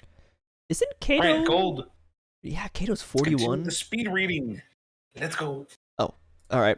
The Apex. I don't know who's even on the Apex. They take a win from the Crabs. 2 hits. The defending world champions to you, sir. Oh, sorry. I don't even care about them anyway. Parmele takes 2 hits. Bendover takes 2 hits. Ruiz gets 3. Almost everyone on the side of Providence gets a hit. Almost everyone on the side of Indianapolis gets a hit. Offense. Yay! Doug Daly takes the win. Itchy Nose gets a save. Kagamine takes the loss for Providence, and Ben Dover is your player of the game. Seriously, like, who's even on the Apex? No one. Let's continue the quick simming, and it's the... How do you beat someone 10-5? Oh, a 5 in 11th. I don't know how exactly you give up 5 runs in the 11th when you get there, but James Pleasant's managed to do it. Oh, we should have been keeping track of his strikeouts, huh? 3 RBIs for Kirk Swerve and Jackie Daytona. He probably didn't get any this game. Paulo Di Stefano Jr., 2 hits. Fidel Ballard, 2 hits. There's a couple of good offense players for Nola. Down to the pitching. What do you say? Levi Zielman, 7 1/3, 5 earned. John Rainer, 5 innings, 5 earned for him. Pleasance got rocked. He was not very pleasant to talk to that night. Jackie Daytona, your player of the game. And I'm being corrected. I have forgotten again. It is Parmalee, not Parmele. Yeah, it's not Parmele. It's Parmalee. Parmele it is. What do you want from me, Zach? Oh, the Toros take the win over the Surge, 8-4 with a 4-run bottom of the 10th. So that's a grand again, scoring a million runs and extras you apparently couldn't have done earlier. Yeah, Hokenvettel with a walk-off grand slam. So Hokenvettel going 2 for 5 with 4 RBIs and 2 runs. Congratulations, Hokenvettel. Everything you dream of as a kid. Seriously, that's exactly it. A walk-off grand slam. Waller takes the win. Schramm gives up the grand slam, taking the loss. And Shumi Hokenvettel is your player of the game. Shumi hitting the childhood dream. Poor Bauer's probably at work. Oof. Some more stinky teams. Yeah, that's the Aviators and the Scorpions of Death Valley. 10-8. Devious is going to win. Tex Walker, 2 bombs in this one to get her to 10 on the season. OBX, another multi-hit day from Dub City and Linus Riverboat. They've been doing really, really well. Look at Linus Riverboat hitting 388. Hangs to the right, though. Hung to the left side of the bench. 1 2/3 innings, 7 earned. Stephanie Morgan, 6 1/3. 7 has 6 1/3, but 7 earned. Wow. She had left in for a while. Tex Walker, your player of the game. The Raptors take a win from the Supernova, 21-5. Wait, no, 7-1. What was I reading? Where did you get 21-5? Absolutely no. Where did you even get that? That's not even anywhere here. What? By the way, shout out to Obi Poppin, who was legitimately an everyday batter hitting 111. Radiant Tam goes 2 for 3 with 3 RBIs and 2 runs. Orem gets 2 walks closer to the walk career lead, but that's a different conversation for 2 seasons from now. Derek Rogers Jr. takes the win. Miller takes a hold. Smaxson takes the loss. Raptors player of the game is Derek Rogers Jr. Yeah, but he didn't say that. I'm confident. He said 21-5. He didn't say 21-15. Figure out where he got 5 of them. I can't tell the score of this game because my Discord stream is in about 280p. Can you get this one gold? Yeah, it is 7-6 for the Sloths with a 3-run 9th inning. The Stars with 1 run in the 9th. Blurry screen for everyone, apparently. 2 hits from Matata and Stan Antonio. 2 hits from Rose. 4 hits from Hunter Geis. 4 for 4 with 2 RBIs. Rodriguez Jr. takes the hold. Razik takes the win, though also a blown save. Parton takes the loss and blown save. Hunter Geist going 4 for 4 is your player of the game. I'll take the next couple now that my stream is back to not being in 140p. 9-4 the win for the Sea Serpents over the Vandals. So they take this one behind a strong performance from Anita Barninghouse. 3 hits in 4 appearances. How about 12 hits as a unit otherwise for Seattle? Vancouver, 7 hits as a team. Sam Andrews has 2 of those and 2 RBIs. Wade Silliams, 4 innings, 7 earned. Kendall Crocodile, the MVP of this game. Yep, there it is, 8 innings, 2 earned. That's your player of the game as well. In front of only 8,400 people. My goodness. Minors, don't have any of those. Majors, we have a game today, because now it's not tomorrow anymore, it's today. We have it's probably him now because Sanchez didn't have as good a start. Very loosely using that term. Is your probable Champions League Pitcher of the Year winner right now Dogwood Maple against Dasani Voss, who was, I believe, 3rd in Pitcher of the Year last season in the Legends. This is a marvelous pitching and defense matchup. The Apex versus the Crabos. Just in the series in general, this will be all about pitching and defense, but especially in this particular matchup, Voss versus Maple. 2 very, very good right-handers. And eventually, Donnie Voss will start pitching like it. Someday he will. He's not been very good this first part of the season, a 530, but that will be fine. He's got another 2/3 of a season to figure out that he wants to actually pitch. He will at some point. Yep, so we've got here our second primetime game of the day, or also last primetime game of the day. So, Mod Team, if you're around, go ahead and put up whatever prediction you guys think works. We're going to try something a little different with this game. I asked Stats Team to give me some stats, some kind of one-liner stats that I can try and throw in during at-bats or pitching changes. You're trying the me thing. Yeah, we'll see how this works. Okay. Yeah, I'm down for that. We'll see. A little experiment to maybe spice it up and maybe not spend as long doing stats right at the beginning, though with the predictions that usually takes care of the timing. So we've got total walks at 5.5. Let's see, we've got a whip from Dogwood Maple of 0.86 and a whip from Dasani Voss at 1.5. Walks per 9 of 2.9 and 2.0 from each starting pitcher respectively. So 5.5 is right where I would put it. So, I think I'm gonna go with the under. Under's done me good today. You know what? Are you betting? What are you betting? I'm putting in 20. Bold. I'm going to put 900 on the over because Dogwood Maple likes to have these random games. Well, all of us indie pitchers do. We like to have these random games where we walk like 9 people for no reason at all, even though me and Dogwood have max control. We both love to do that, so I'm going to pick him to do that here. Walk like 4 dudes and get me there. All right, well, we will see. Got my list of things up to test this out. We'll see how this works. We'll see if I can. I have my list as well. See if we can throw some of these in as we go. We'll find out. Anyway, we'll go ahead and get us started. Before we start, if you want to do that, do you want to take... I see how the stats is written down here. Do you want to take halves of the order then? You know what? That might actually be... Like tops and bottoms? Yeah, that might be better. That might be... Because if you're not going to do it yourself and have the 2 sheets out like I would in an actual baseball game, the best way to do this, the way we do it, would have to be one take one half, one take the other. Yeah. No, I agree. Let's try that. Let's try this out. So, you're on the Apex. You want to take the Apex hitting or the Apex? Yeah, I certainly will. All right, then I will start things off with. Oh, I scrolled too far down.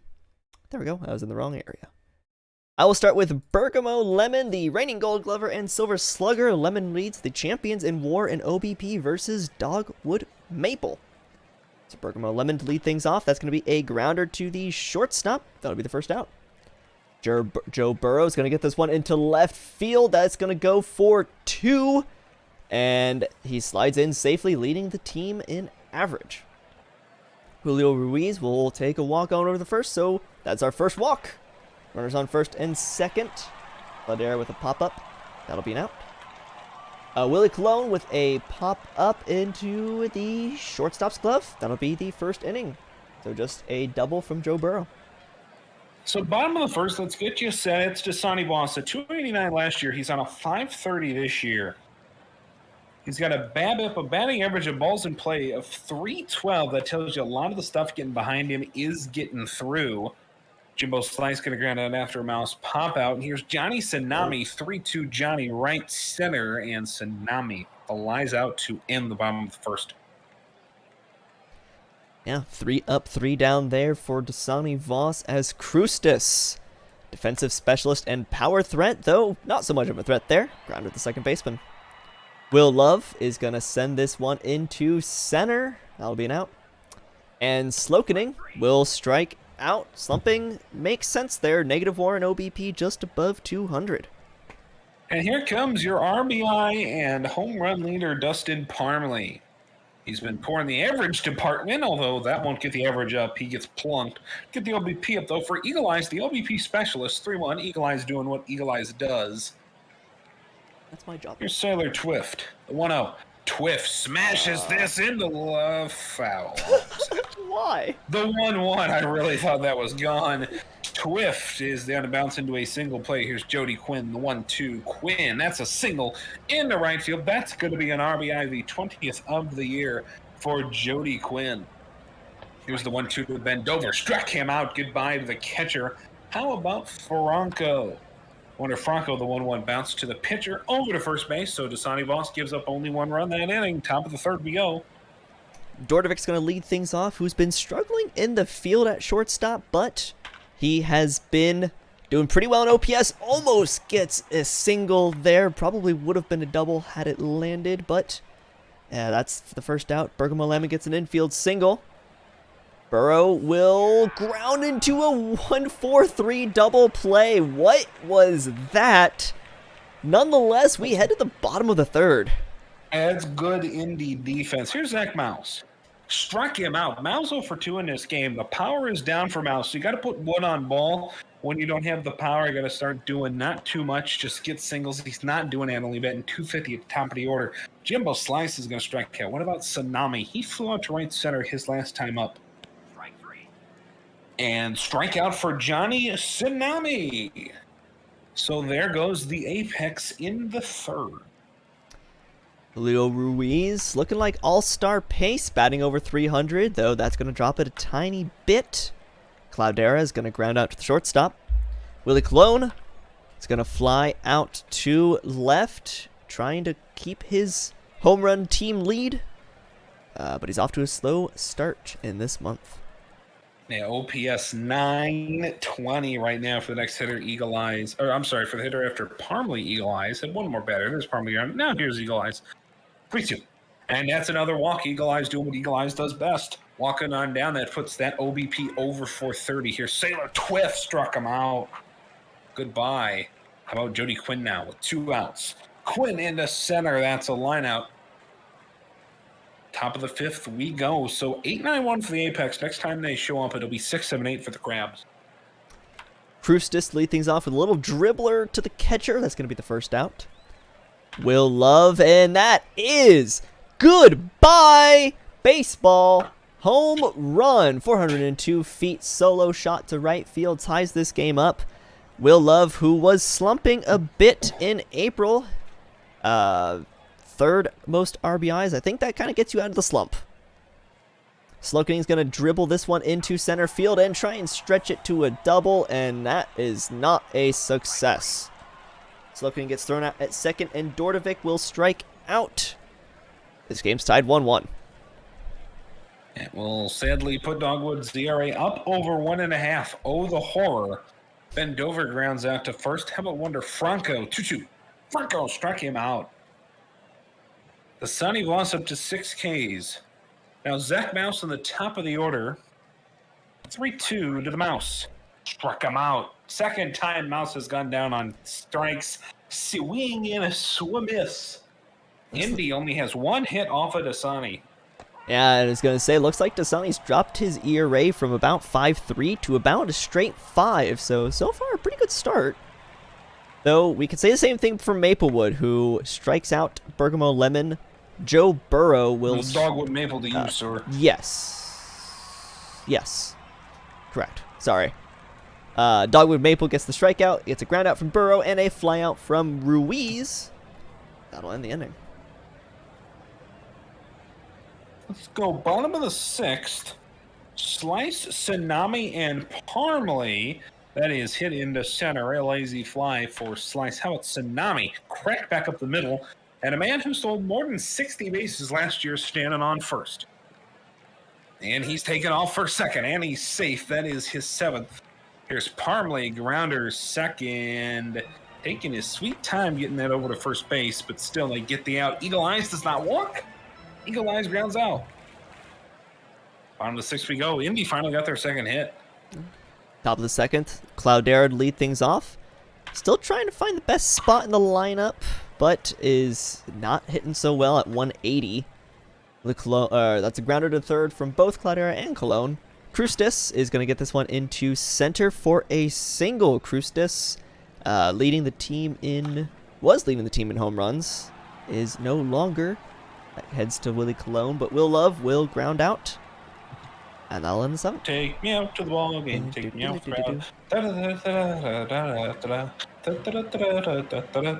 Sports Boy 57 coming in after the 7th inning stretch. It's Sailor Twift.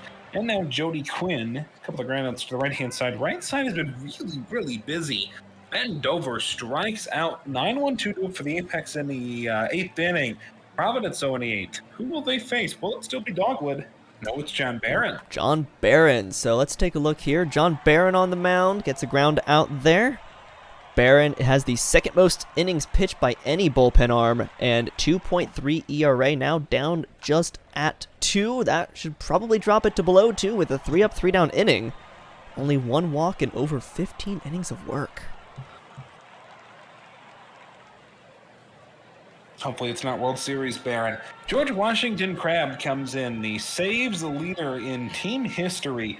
George Washington Crab had 66 when he broke that record. Franco gets a single. Now Mouse gets a single, so first and second. It's the veteran. He strikes out Jimbo Slice. Jimbo 0 for 4 in this one. Johnny Tsunami, second. Short, not going to get him at first. So you got Franco at third, Tsunami at first, and Parmley is going to lazily fly out to center. So either Providence got to score, or I think we're going to extras. It's 5-6-7 for Indy next time we show up. Burrow to lead things off. That's going to be a grounder to the shortstop. He's probably one of the better catchers, better offensive catchers in the league right now, hitting just over 300. Ruiz is going to strike out as well, so it's up to Cloudera, hitting 180 to try and get on base, and does so. That's going to be a single to left field. So Cologne with the 10 home runs, will he make it 11 here? Not quite. Not quite strong enough. That'll be the final out. So bottom of the ninth, can the Apex win it? Indy's going to have to try and do it against George Washington Crab. He only gave up 1 run the entirety of the month of May. He strikes out Eagle Eyes to start. Sailor Twift coming up next. Oh, we're going to have Rin Kagamine coming into the ball game. Kagamine, almost, I was going to say gave up a single, but how about that diving catch in center by Krustis? Quinn is on for Dover. The veteran catcher strikes out. We're going to extras, Gold. Indeed we are. This gives us more time to talk about the players. Head to the top of the 10th here. Barron still on the mound. That's a liner, the first baseman from Krustis. Will Love, and that's going to take the lead for Providence. To left center field. Will Love now just hitting over 180 with his 7th home run on the season. Puts the Crabs up 2-1. Slokening's going to ground this one to the shortstop and get thrown out. Dordovik's going to send this one to center field, and that is the final out of the inning. So you've already used Crab in the 8th. I would assume Kagamine just stays for the 9th. Doing a really good job out of the bullpen is Rin right now. 7 Ks per 1 walk. That's what you want out of relievers. Franco flies to center. Mouse is going to get on first. So Slice and Tsunami are 0 for between them. Here's the 0 for 4 Slice. Jumbo Slice! Gone! Jumbo home run! 438-foot walk-off bomb! The 0 for 4 matters no more. Indy wins on a homer. Look at that graph. My Lord, that's beautiful. That's what you want. That's what you want. You want those walk-off home runs. Wow. So a 3-for-2 win for the Apex with the 2-run home run from Jimbo Slice. Going 1 for 5 with 2 RBIs and a run. Who cares? 1 for 5. You get the walk-off hit. You celebrate. Barron does take the win, going 3 innings after a strong start from Dogwood Maple. Dasani Voss does take a good start as well, gets his ERA under 5, but Kagamine is tagged with the loss, giving up that 2-run shot. Dogwood Maple is your player of the game. And that puts us at a total of 4 walks, so yeah, that's the under. How many points did I get? Dogwood continues to be absolutely phenomenal. I got 52 points. Let's take a look around the league, shall we? Indeed. First, we take a look at the Demons and the Mako's Demons winning here. Now, 10-2 is your final. How about 3 hits and 4 RBIs from Nicky Dimes? Danny B going 1 for 3. That's a little bit better. Still want to see that lower. Ben Stack and Paper, 4 RBIs on a grand salami in the 8th. Maui, 6 hits as a team. Michael Knightrider, 6 innings, 4 earned. Ricky Vaughn, 7 innings, 1 earned. Player of the game is Nichols and Dimes, not the guy who hit a grand slam, surprisingly. No, Nichols and Dimes ends up getting 2 home runs, though. Yeah, okay, well, I guess that makes sense. Yeah. We saw that one. So the Rougarou take down the Voyagers 7-5. That game was a primetime game. I just forgot to turn on the overlay because I was distracted. Primetime. Daytona goes 3 for 4 with 3 RBIs, a walk, and 2 runs for New York. On the side of New Orleans, 2 hits from Beauregard, DiStefano Jr., and Valor. Beauregard 2 for 3 with 3 runs. Junk Ball gets the win. Wright takes a blown save. O'Sullivan takes the loss, and Jackie Daytona is your player of the game. Yeah, that makes sense. 3 for 4 with 3 RBIs. All right, how about the Surge taking down the Toros 3-2? Surge took the lead, was up 2-1. Got an extra run in the 9th on a solo bomb against Luis Robert, who was pitching into the 9th. And then the Toros got 1. If only Robert wouldn't have given up that home run, we would have gone to extras. But still, it's a win for Buffalo. Rusty Kuntz had 2 RBIs in this one. Hudson Lane had that home run late off of Robert. the second on the season for the 237 batting, I believe, rookie, maybe second year. Cancun, 5 hits as a team. Leo Robert, 9 innings, 3 earned. Akil Charles, 7 in the third, 1 earned. Player of the game, Leo Robert. Yeah, honestly, even with the loss, 9 innings for 3 runs. That's a pretty good start.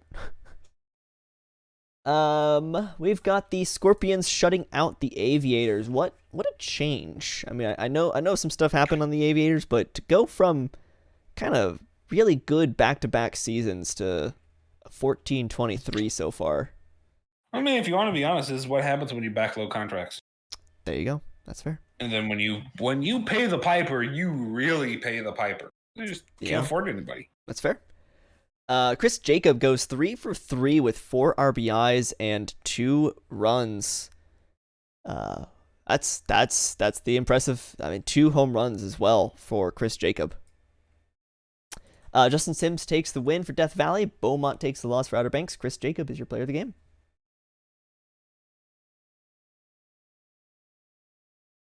All right, how about the Sea Serpents beating the Vandals 7-4? Seattle clawing their way back toward 500. Davis Campbell, 3 hits and 4 RBIs. Vancouver, 4 hits as a team, 4 RBIs, 3 of those from Dan King. Let's take a look at your pitching. Tosin, 6 in the third, 5 earned. Sullivan, 6 innings, 4 earned. DeMarco the win. Triplet, he got nothing. Thought he got a hold. Campbell, your player of the game. Does that point? DeMarco's going to win pitcher of the year, isn't he? What is this?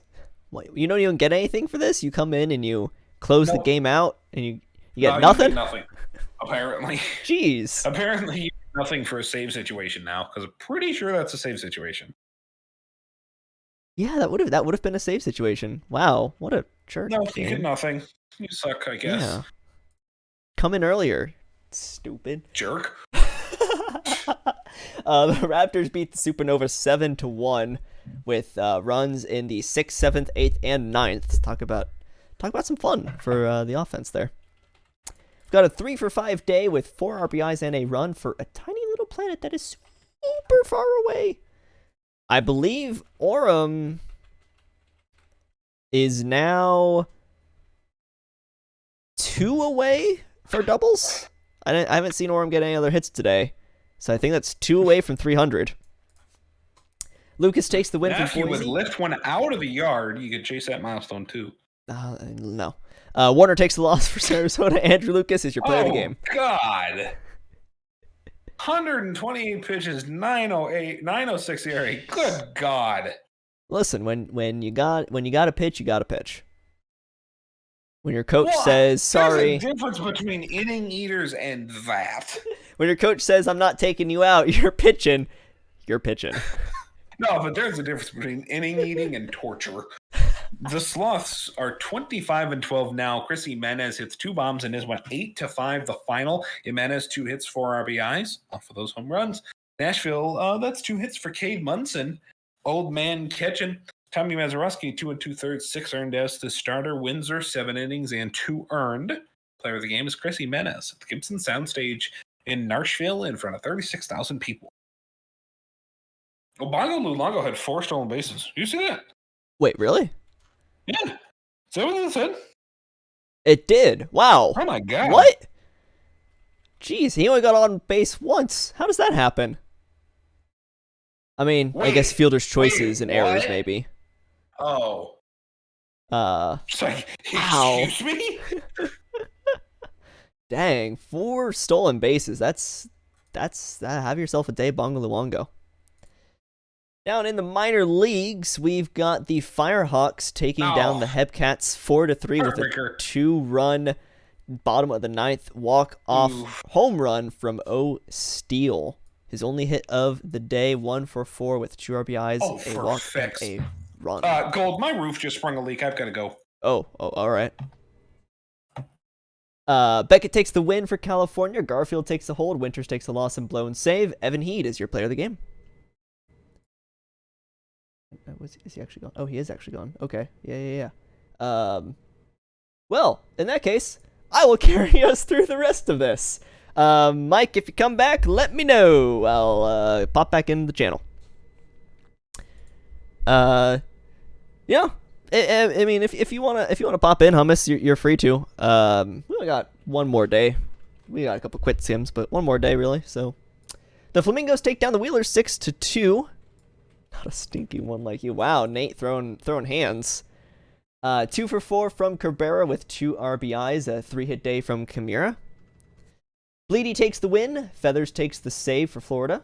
Stinger takes the loss for Anchorage. Guy Bleedy is your player of the game. The Swift Steeds take down the Dynamos 5-2. Yeah, I'll be honest, Eldorian, I thought he was making a joke. He was like, "Oh man, the Hepcats lost. I gotta go." But no, he actually left the call. I really do think his leak sprung a hole. I feel bad for you, Mike. I'm sorry. Eris goes 3 for 5 with a run. Decker goes 2 for 4 for State College. Day takes the win for State College, going 6 innings. What You Made Me Do, is that Look at What You Made Me Do, takes the save. Redacted takes the loss for Dallas. Swantavis Day is your player of the game. Brew City Bears goes 3 for 2. Victory there. 22 wins now over the Kingpins. Conradio goes 2 for 2 with 2 RBIs and 2 walks. That's a lot of 2s. 2-2-2-2. Ragnarok takes the win. Jet takes a hold. Arms takes a save. Grimes takes the loss. Jormungander Ragnarok is your player of the game. And last but not least, the Dillos go 10 for 2 over the Lemurs. Dillos now 1 game back from 500. Let's see what we got. What do we got? We got 2 hit days from Oatmeal, Dubson, Davis, Barnold, Rage. 3 RBIs from Williams, 2 RBIs from Velasquez, and McPinguson. As well as 2 hits from Eliason and Bonds. Michael Watts takes the win. Chartoppelhauser takes the save. Ronlin takes the loss for Louisville. Savannah Lane, Mike Kutowitz is your player of the game. Crazy stuff here on the 6th of May, or 6th of June. We head into tomorrow for the 7th, and our... I got really confused there. I thought it was a Majors game. It is not. For our final broadcasted day, let's see. Let's go back to this scene here, because I'm going to need the stuff. We've got Florida and Anchorage. So Anchorage, who has been kind of steamrolling everyone over this entire stream, versus Flamingos, who have been okay. For my lovely mods, with whatever you got, throw whatever you want at us, and we will handle it. Helmus is going to jump in, so let me pop back into, then. Let's see here. Let's pop back into a server. Let's reshare the screen as we wait for whatever we got for this game. Let us find out.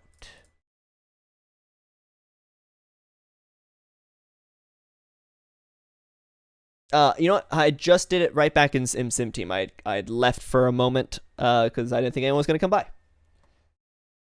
So in Sim Team. All right, we got caught stealing as our thing here. We've got over and under 0.5. Oof. I don't know all the stealings in this team. I'll be honest, I don't know any of the stealings. So I'm gonna throw 10 in for the over, because why not? I don't really know. Hey! High roller over here, 10 channel points. Look at you. All right, I need you all to... I'm trying to save my money responsibly.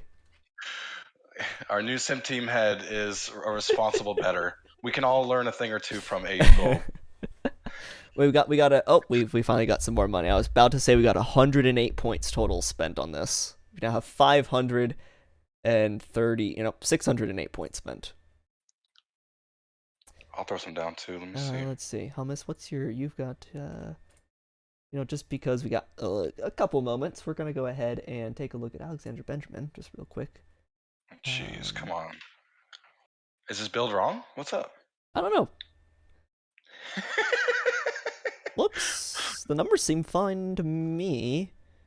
I'll just check in with, yeah, no, that seems right. So, I think it was Enoch who told me, like, I thought I was being smart by investing all of my TPE into versus right hand because naturally lefties should be good against lefties, but against righties, they'll struggle.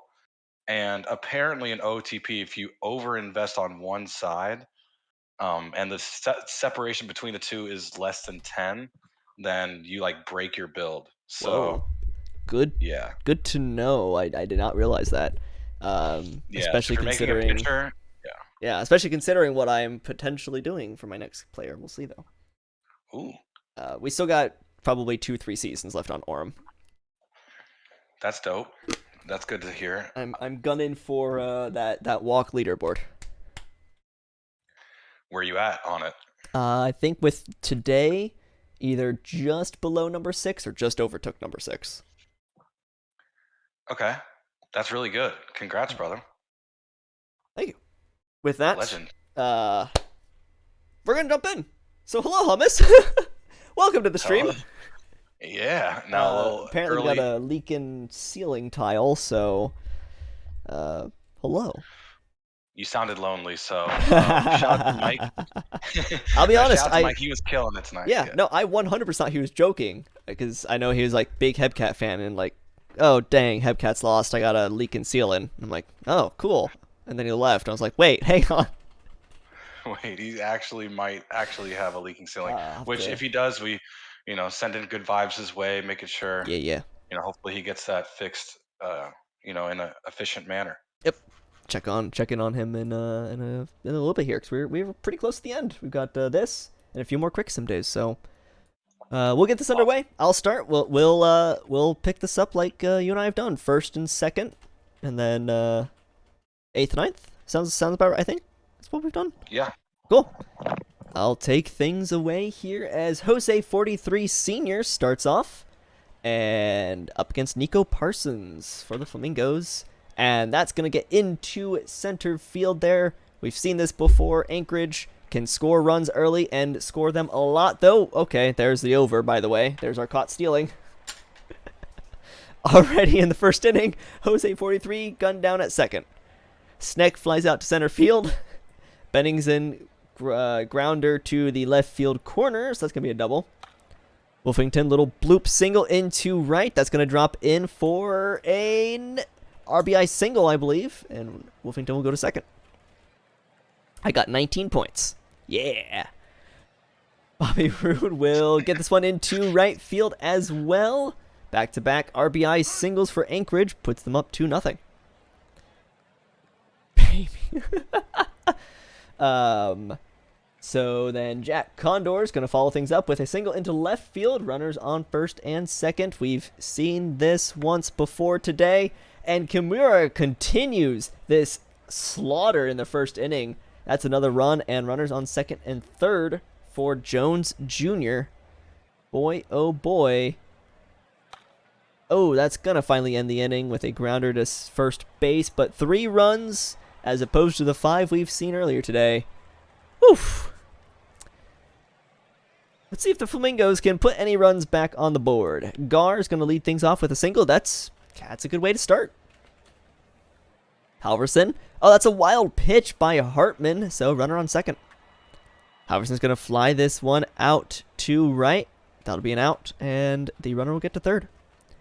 Javanthony Brizzo strikes out looking. So runner on third for Byfuglian hitting 250. It's going to pop up.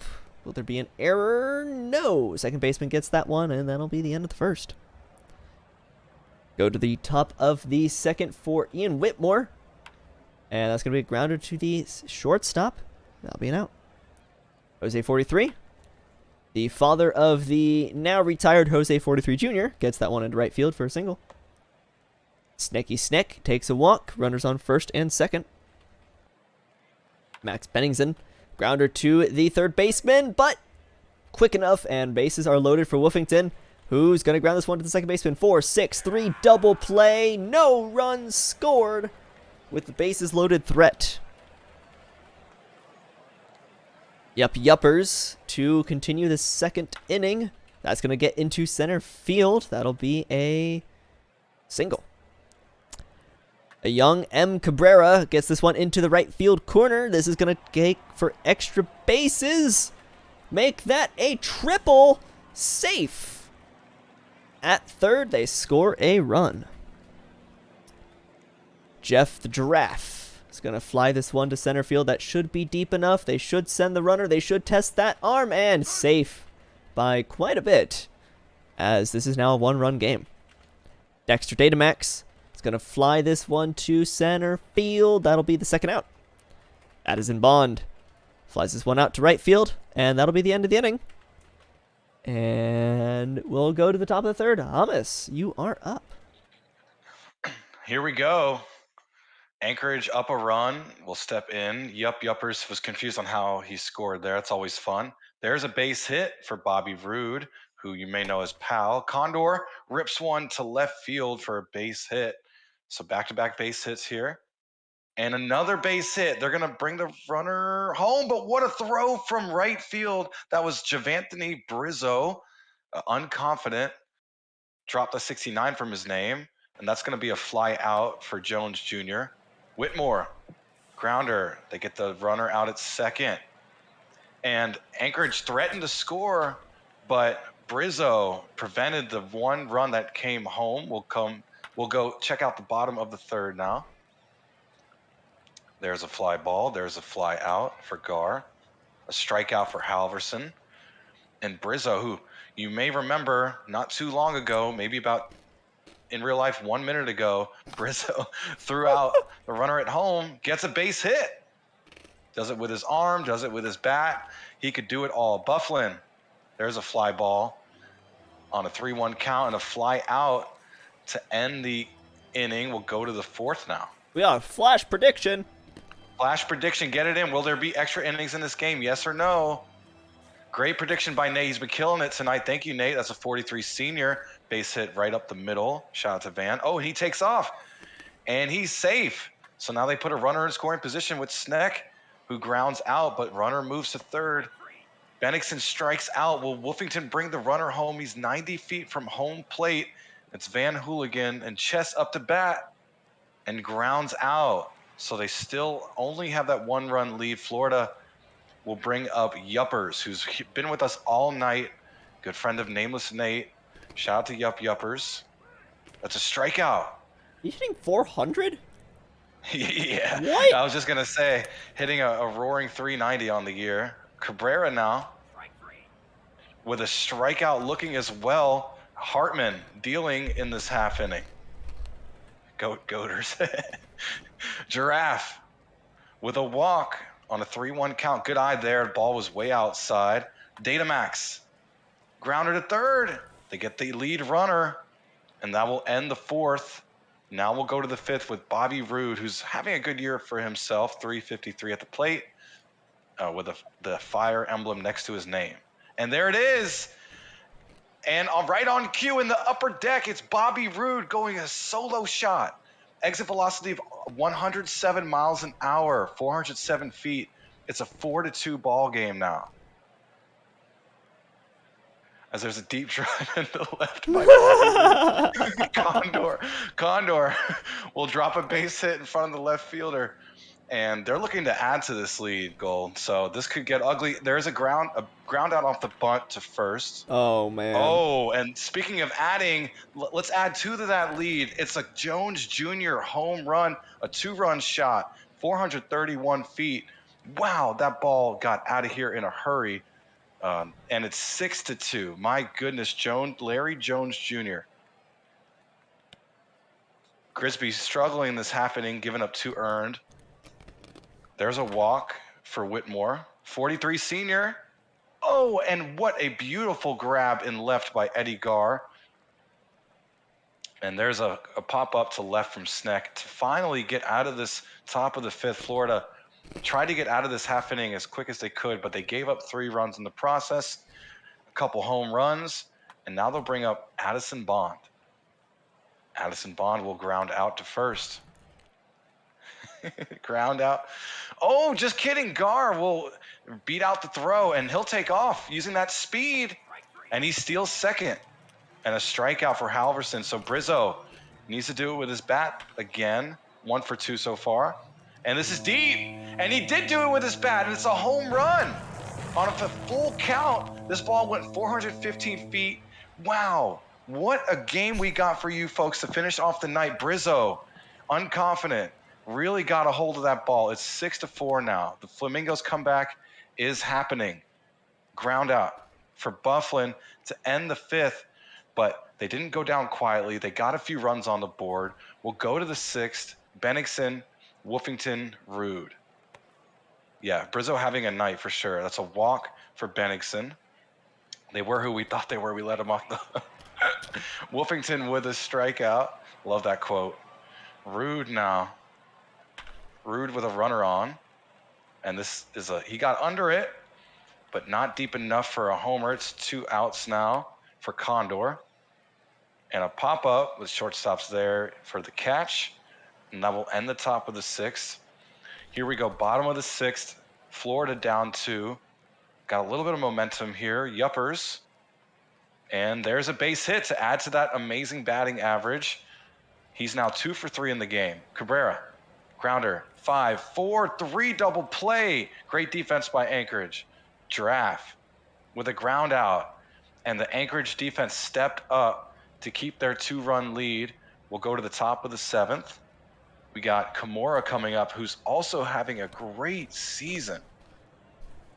There's a walk off a full count. Great eye there. Jones Jr. lining out to 3rd. Attempts to double play, but not in time. Whitmore. Here's a walk. Another full count walk. 43 senior, the right fielder. Another full count walk. That's 3 full count walks in this inning. Juice is based. And there's a pop out to center and not going to test the arm of the center fielder, Bennigsen. And there's a run. And there's going to be 2 runs. A 2 RBI single from Bennigsen gives his team an 8-4 lead. The 2 out, 2 RBI single. Wolfington grounds out, but Anchorage adds to Florida. The clock is ticking on their comeback. They're down 4, which is as many runs as they have in this game. Datamax. Ground out. Bond. Ooh. Oh, past the shortstop for a base hit. Can they get something going here? Gar. Grounder. They step on the bag at first. They don't get the lead runner. But the strikeout from Halverson ends the inning. Jandy Ronson with a nice half inning of work will go top of the 8th. AU goal to finish us off. All right, will the comeback happen? Bobby Roode trying to add some... All right. Bobby Roode adds another run to the Anchorage Wheelers. Some there. 428-foot home run. Bobby Roode's 10th of this season. Wheelers up by 5. I'm just saying, they're trying to add some extra insurance runs, and he does that. Jack Condor drops this one into right field. Kimura takes a strikeout. First out of the inning. Jones Jr. is going to ground that one to the pitcher. Will they go for the double play? They will try. They'll get the fielder's choice at second. Whitmore takes a walk. Runner on first and second. For Jose 43 hitting 330. That's going to drop just a slight bit. That's an out to left field. The work cut out for them. Flamingos down 5. Let's find out if this will continue. Brizzo hitting pretty well this game. 2 for 3. Make that 2 for 4. It's a fly out to center by Fluglian. Hot shot to third. They get the out, though. And Yuppers gets this one into center field through the shortstop. Make that a 3 for 4 day. Cabrera grounds that one to the shortstop, and they'll get Yuppers out at second through the forced out, and no runs scored. Still down 5. We're going to see Snecky Sneck, not Slithery Sneck. He's gone. Snecky Sneck will strike out to lead off the 9th, and all the other games are done, apparently. This is the longest game we could have watched. Bennigsen strikes out. And Wolfington grounds that one to the second baseman, and that will end the inning. We head to the bottom of the ninth. Flamingos down 5. Down 5. Draft will strike out. Datamax strikes out. Bond flies out to left field, and that'll be the end of this game. No, we do not get extra innings as the Wheelers win by 5. Not by 21-5, but just by 5. 9-4 win for the Wheelers, their 27th of the season.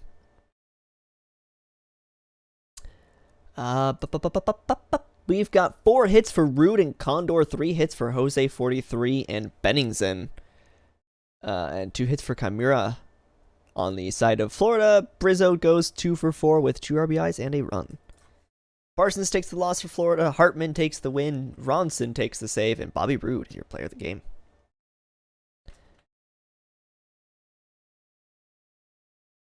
And the Bears deal a Kingpin 6-3 defeat, moving to 23 wins on the season. And your standout batter was, in fact, Doe Jr., and on the opposite side for Chicago, it was Applegate with 2 for 4. But Doe Jr. 3 for 5 with 2 runs scored. Also, Conradio 3 for 4, 2 runs scored, 2 ribbies. And McPitchy Face, Perda. Shout out to Perda. Takes the loss though, 4 earned runs. Kozak with the win, Arms with the save, and Conradio, as mentioned, is your player of the game.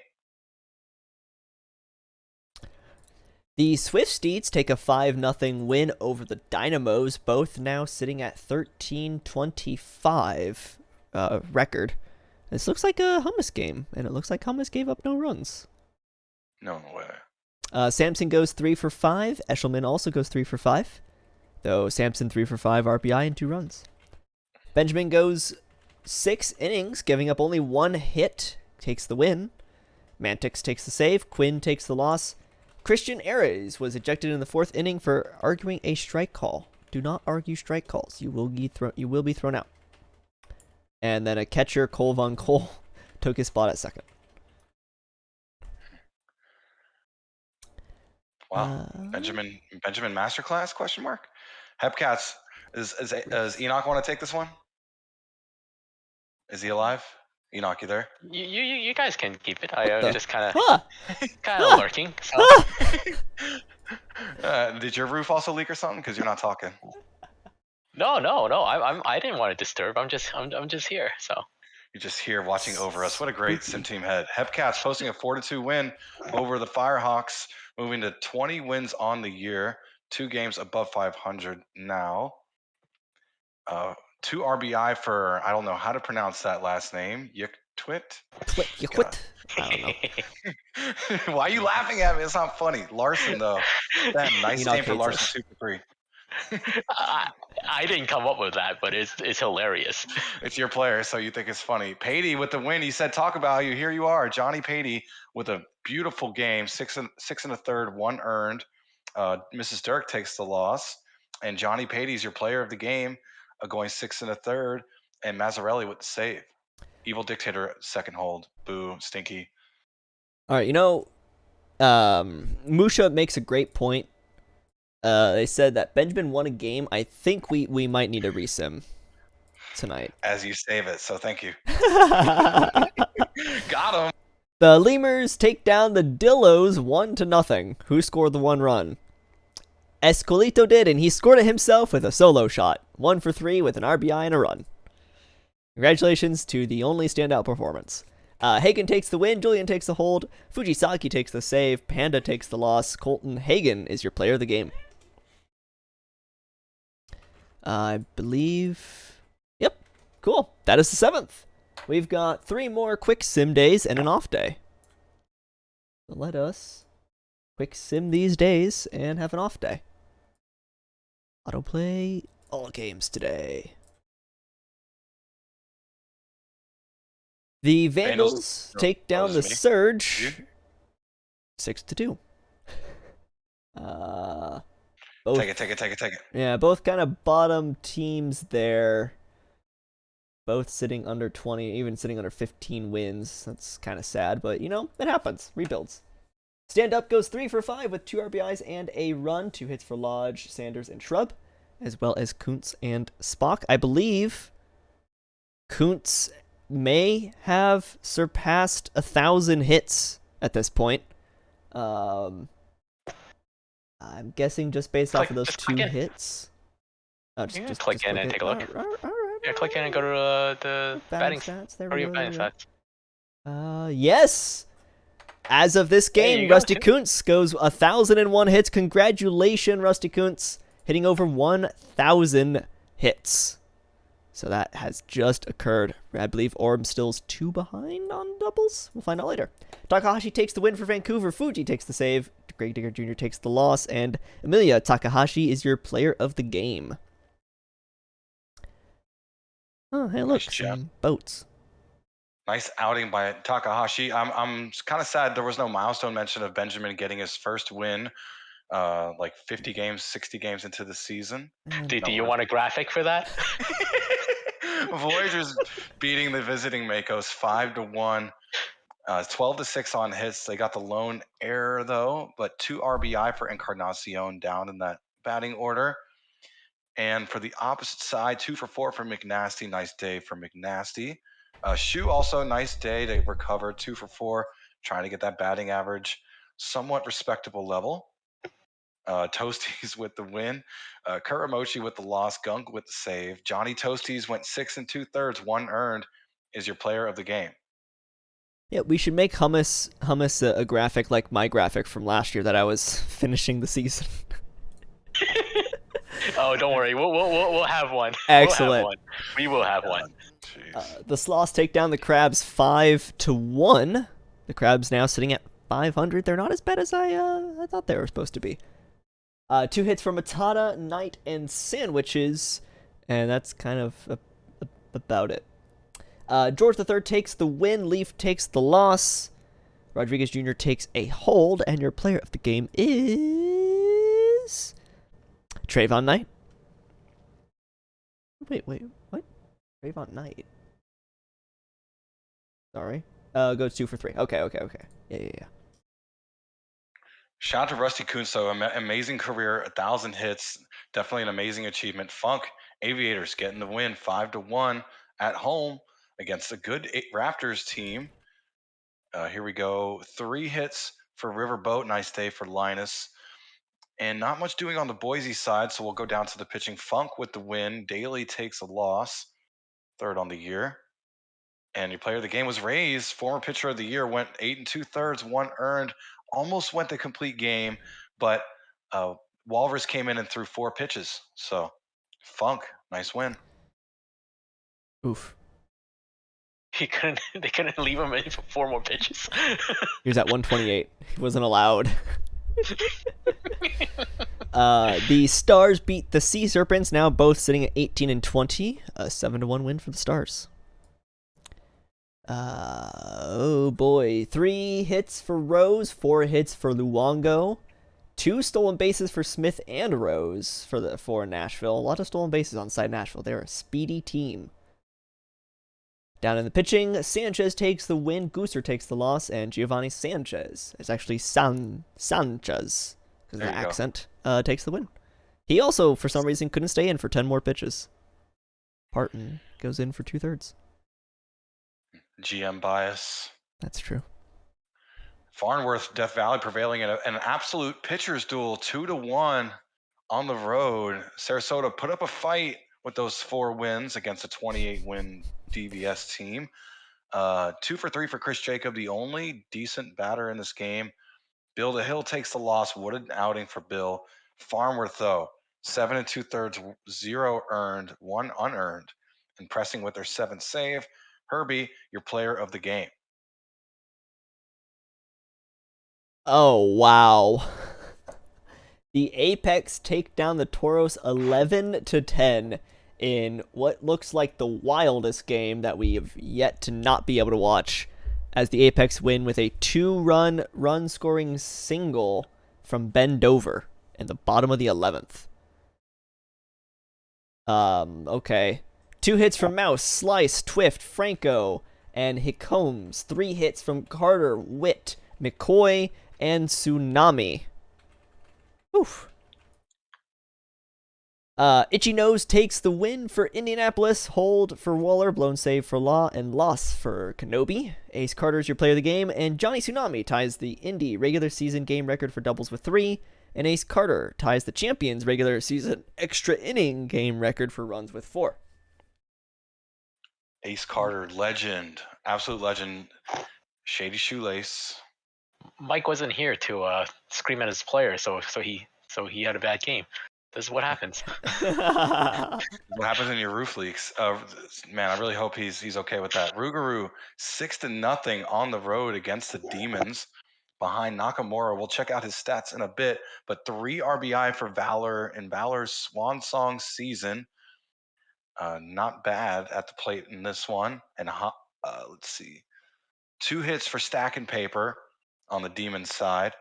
Detroit takes the loss with Diglett on the mound. Nakamura, though, 7 1/3, no earned, right with the save, and Nakamura is your player of the game.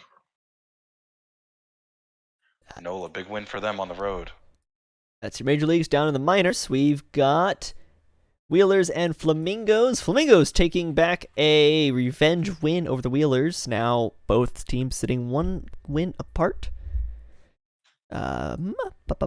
We've got 3-hit day from Brizzo, having another wonderful day, 3 for 4 with an RBI and a run, sitting at 380 batting average. That is insane. Tom takes the hold for Florida. Freddie takes the win and a blown save. Bombs takes the loss. Garrett Scudder is your player of the game. Lemurs, Dilloing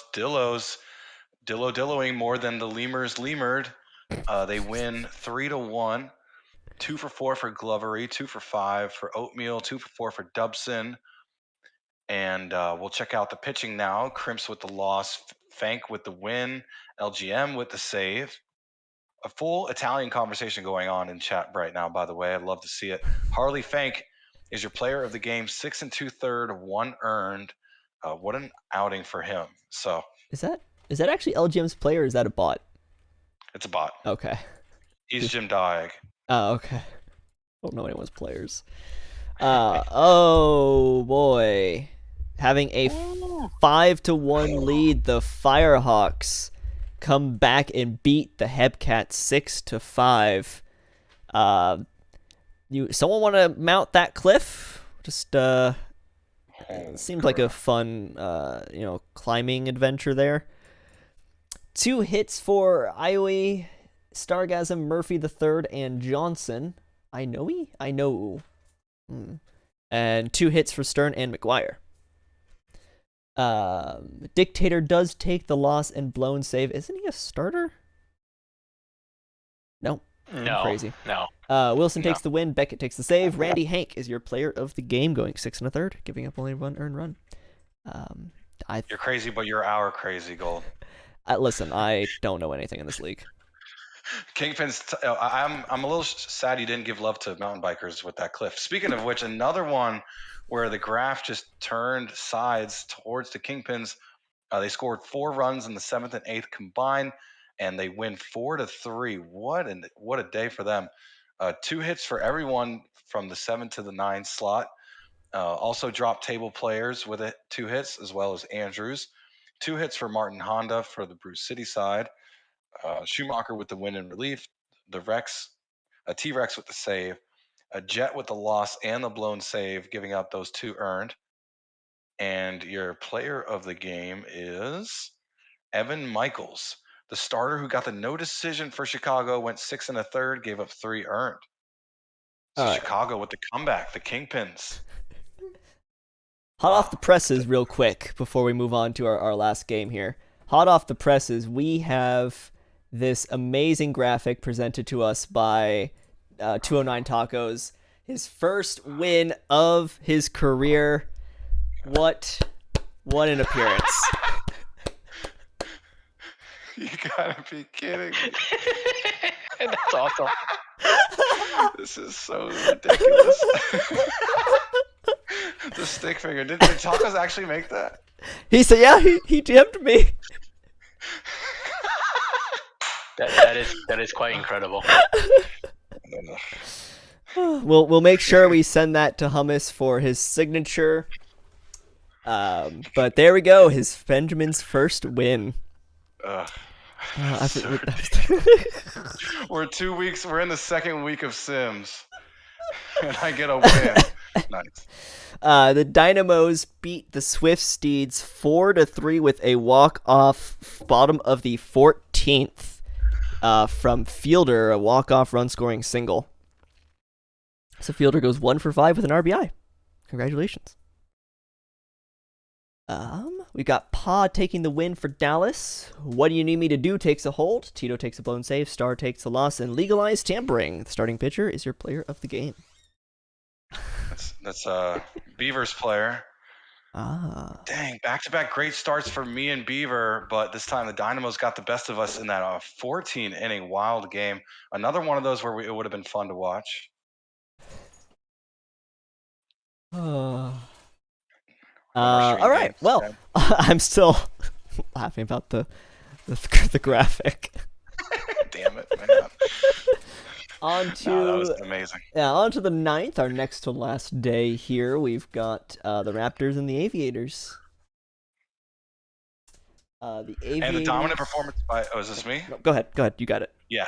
Rich Spod, Outer Banks win. Back-to-back wins here for OBX over Boise. This time it was Justin Rich Spod on the mound. Dub City with a beautiful day at the leadoff spot. 3 for 4, 2 runs scored. Our casino head. 2 for 4 for Toot Blonde. Nice way to get back in gear for Big Titty Smitty. And 2 hits for a lot of folks. Riverboat, Halen, and McGibbon. Rich Spod, though, 7 1/3, 1 earned. Nice day on the mound. Riddle takes the loss. That's C-Mac. But Rich Spod is your player of the game. So OBX bouncing back closer to 500 now. Yeah, slowly making their way. The wow, hey Enoch, how's this for a win? It's quite nice. All right, I'll take it. Excellent. Well, 11-1 win for the Voyagers. You know what? You got a nice counting going on. 1 in the 3rd, 2 in the 4th, 3 in the 5th, and 4 in the 6th. You gotta love that. Shu goes 3 for 5 with 3 RBIs, now hitting .240. Good job, Shu. Good job, Shu. Yeah, good job. Happy birthday. Abadir takes the win for New York. Higamine takes the loss for Maui. Pax Abadir is your player of the game.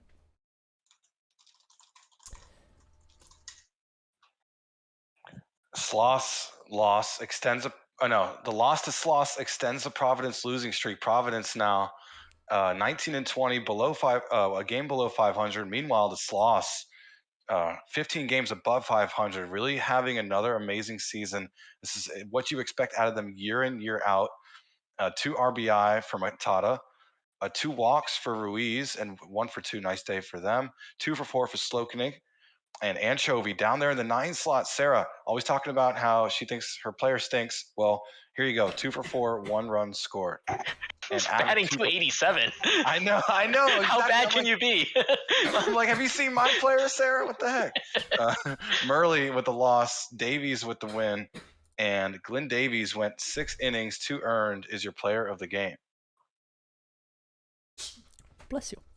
The Vandals beat the... Yeah. Wait. Yeah. The Vandals beat the Surge 3-1. Lost track of where we were there. 3 for 3 day from Andrews on the side of Vancouver. 2 for 4 from Sanders. We're looking for Shadurmi. Nope, no doubles from Shadurmi. Sack Lodge with some more runs. 1. What's Sack Lodge sitting at now? Oh, as of this sim, Sack Lodge gets over 600 runs. So that's 2 of our milestones off the board there. Congratulations, Sack Lodge, to 600. Rogers takes the win for Vancouver. You need to calm down. Takes the loss for Buffalo. Economides takes the save with 1 batter, 3 pitches, strikeout. That's how you do it. Pat Rogers is your player of the game. Whoa. Mixon fires a 10-0 shutout win for the Stars, who are approaching back to 500, one game below now, 10-0. We're going to check out some pitching stats in a bit, but this offense from the Stars erupted. Cade Munson had a lot to do with that. 6 RBI for Davey Cade Munson. What a day at the plate. 2 RBI for Jebediah Crunk, newest HO member. 2 hits for Sloth Seiko. Joey Slothface, nice day for Sloth. Mixon, though, whoa, oh, hello there. 9 innings, a complete game shutout. 7 hits, only 1 walk. Straight gas homie takes the loss. But Cade Munson steals player of the game from the complete game shutout pitcher with those 6 RBI. Yeah, that's a hard one to give out. I don't know where I would go.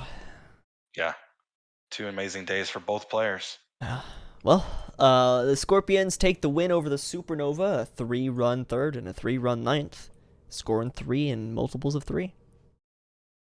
Walker, Alderson, Edwards, and Doctor all get 2 hits. We Dem Boys gets 3. 1-2 for Sarasota also gets 2 hits. Remy takes the win.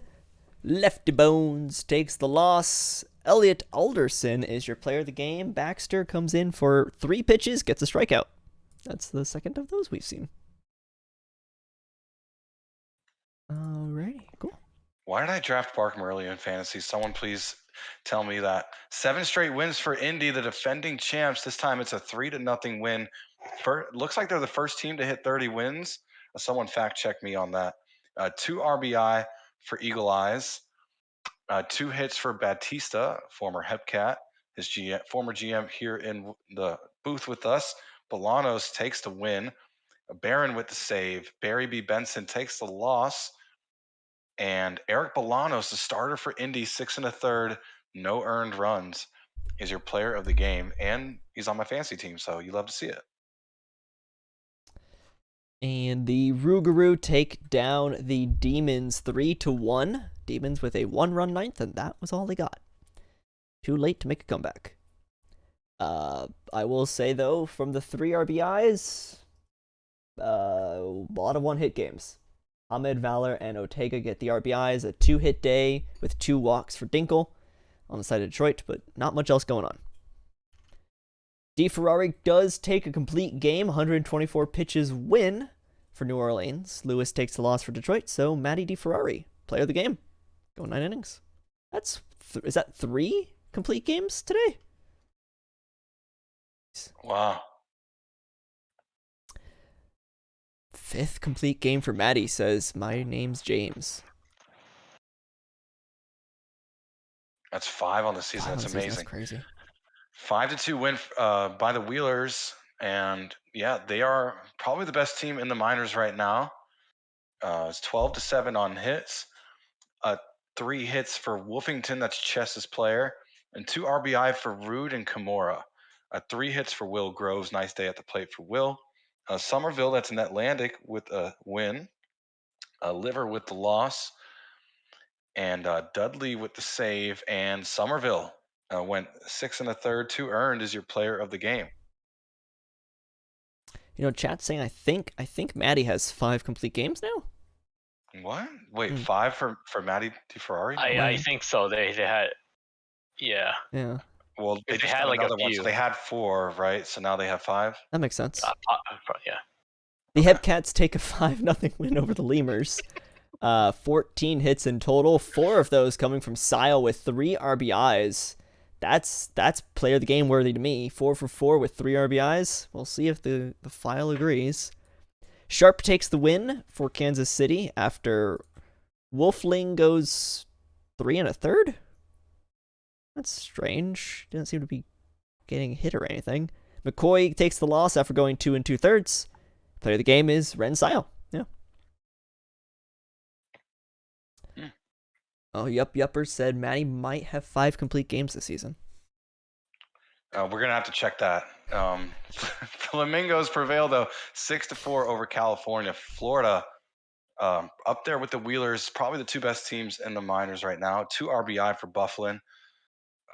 2 RBI for Tree for California.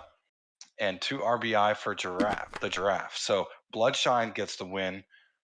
and Thompson takes the loss. Tom with the hold, Freddie with the hold, and Quill with the save.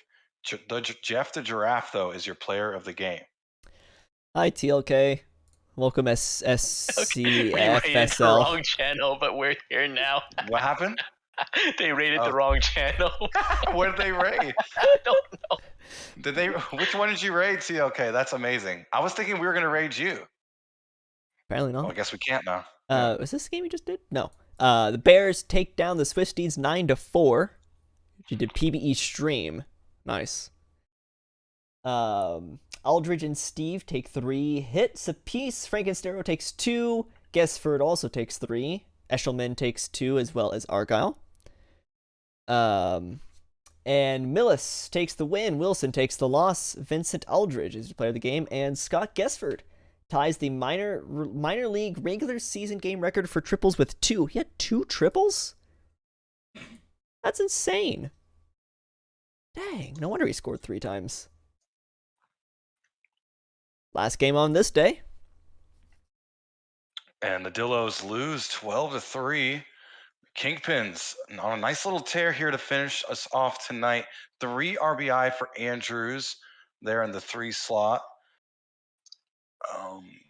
Also 4 for 6. My goodness, 2 for 6, 2 RBI for Shorzy.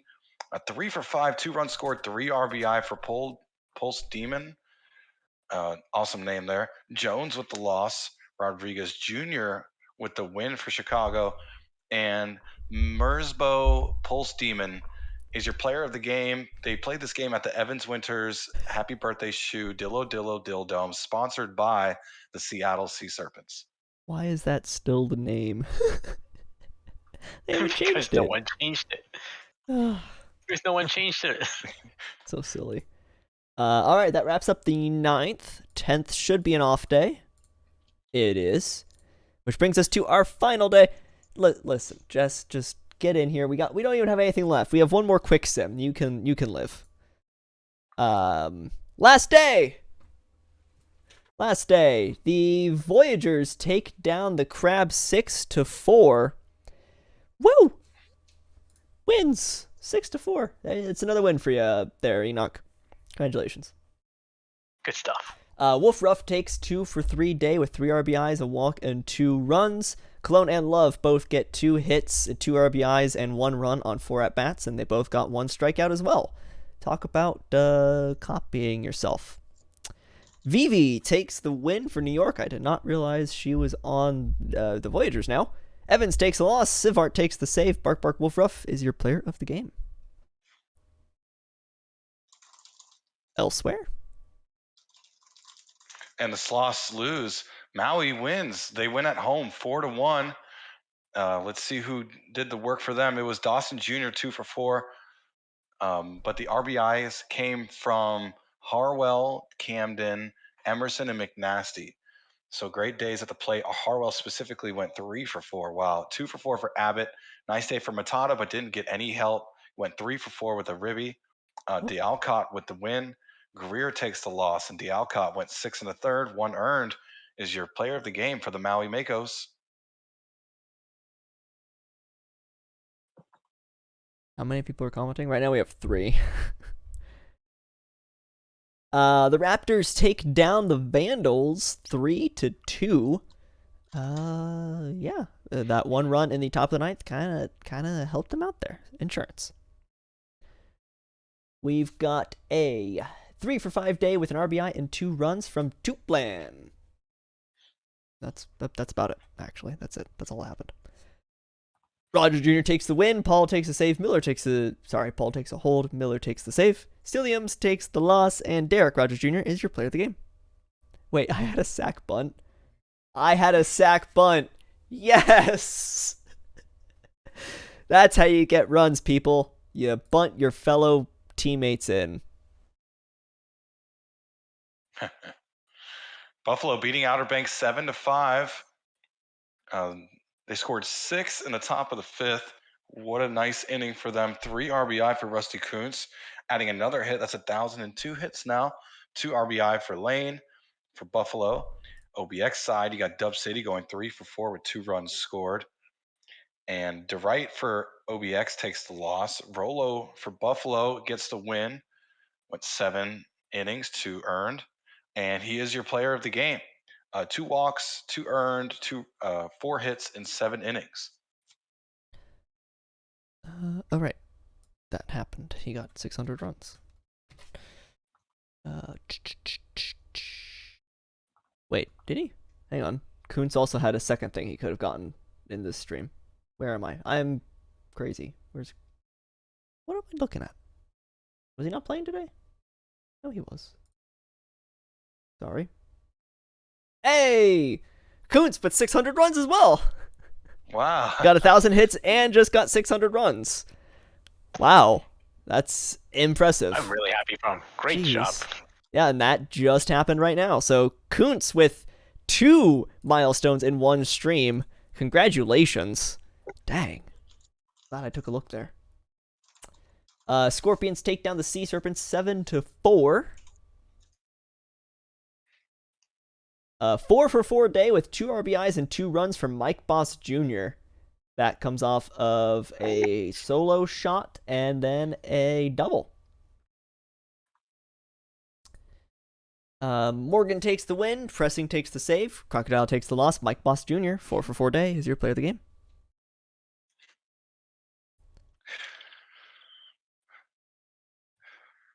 Rougarou prevailing 9-7 over Cancun at home. Rougarou really dominated tonight, I feel like, on stream. This sim was great for them. 3 RBI for Beauregard. I'm not going to say anything more about them. Last time I did, I got in trouble. 2 RBI for Hamed. 2 RBI for Batista, former Hebcat, again with a nice day. And Bauer, his player did something. Woo! 2 RBI with the 2-for-4 day with 3 runs scored. Witt also 2-for-4 with 2 runs scored. But look at the New Orleans side. Hamed, Torrent, Brew, Wolf, Ortega, all with great games. Rayner with the win, Lemonade with the loss, and Hulk and Vettel on the losing team. Bauer is your player of the game. Oh, that's Bauer. Oh. Okay. The Demons in the Apex. A 3-2 win for the Apex. 1 run in the bottom of the 9th with a walk-off run scoring single from Ben Dover. So Ben Dover going 2-for-4 with 2 RBIs. I'm going to be looking for Johnny Tsunami here with his 8th stolen base. I don't know if that puts him... Oh, he is 1 away. Johnny Tsunami 1 away from 300. Baron takes the win for Indianapolis. Dirty takes the loss. Shifty Lagoose is your player of the game. And our last majors game. Stars dropping off the Supernovas 7-3. Now they're at an even 500 on the year, 20-20. Got that 2020 vision, and that vision can hopefully lead them to a playoff spot for them. 2 RBI for Luongo. A 3 RBI for Olsen. Nice day for the Sarasota batter, trying to get that average to the Mendoza line. 2-for-4 on the day. Havoc with the win. Smaxon takes the loss, pitching 2 innings, giving up 4 earned, 3 unearned. And Grimes is your player of the game. Wait, a reliever got player of the game? Wait. Oh, No yeah, way. I mean, he went 5 innings. Yeah, he went 5 scoreless. Wait, Wow. when's the last time we saw a reliever get player of the game? Right now. on the losing team, no less. Wow. Dang. Did no one else do anything? Sarasota continues to make history this season. Wow, that's crazy. Oh wait, hang on. Your hummus have to be LBG. The LBG gasp, yeah. All right, final stuff here. Minor leagues. Quick sim. Hebcats take down the Lemurs 3-1. 2-hit day for Murphy the third. 2-hit day for Carrillo. That's it. Someone got substituted in the 8th. We'll find out why. Just because, apparently. He takes the win. Dictator takes the save. Ron Lane takes the loss, and Evan Heed is the player of the game.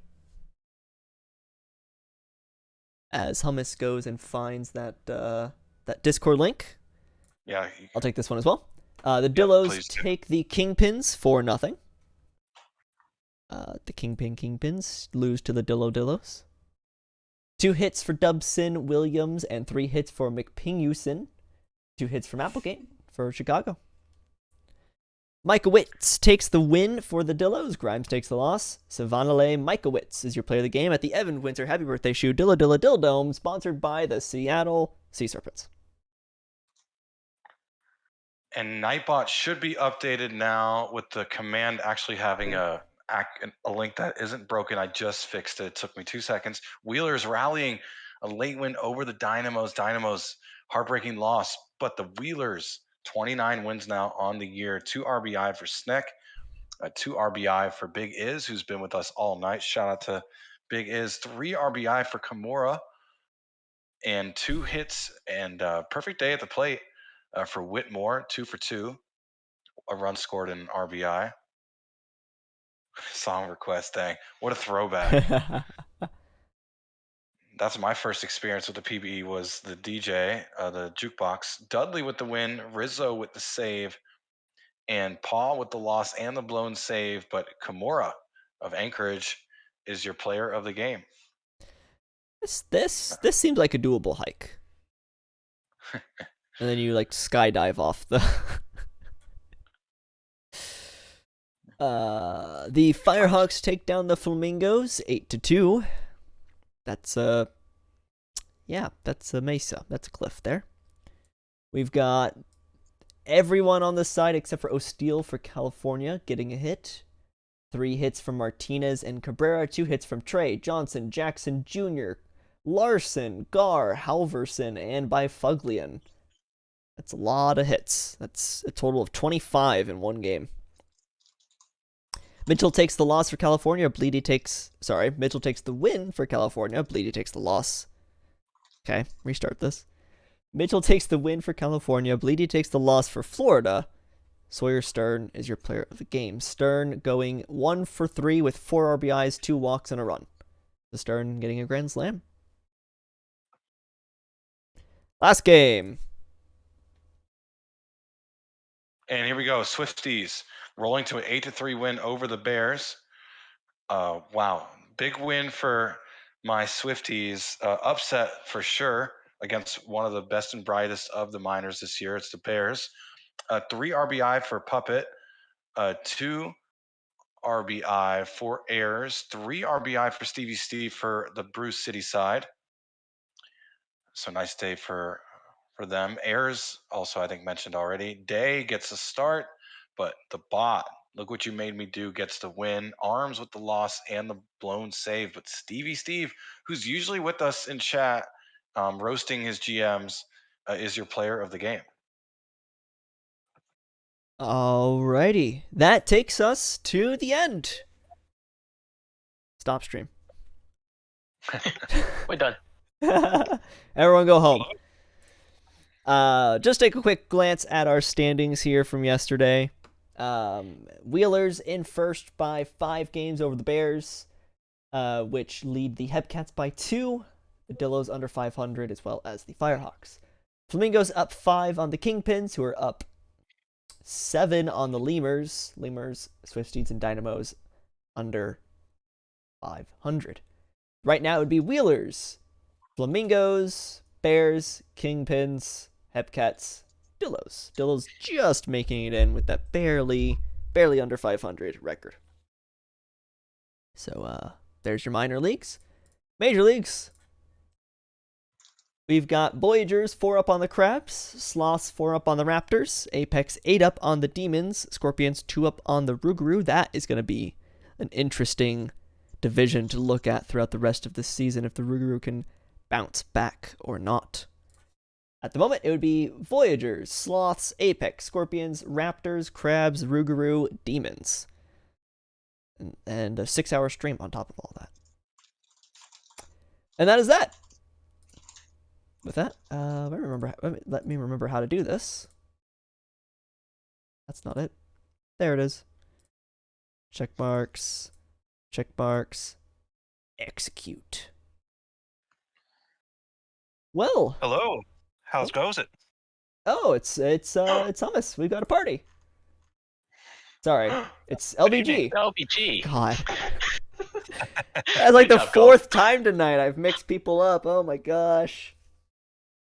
Just wanted to come and wish everybody a good evening and great holiday weekend coming up. We have the PBE tomorrow at 1 p.m. Eastern, the Thanksgiving Day stream with LBG, Dirk Diglett, and Hummus God. So hopefully we'll have some extra guests on. I want to make it a party, get as many people as we can in, and hopefully we'll have a lot of fun. We'll have to see how it goes. Yeah, looking forward to that. I should, again, unless I somehow sleep in, I should be dropping by for most of it, I think. So I'll Excellent. pop in for the party.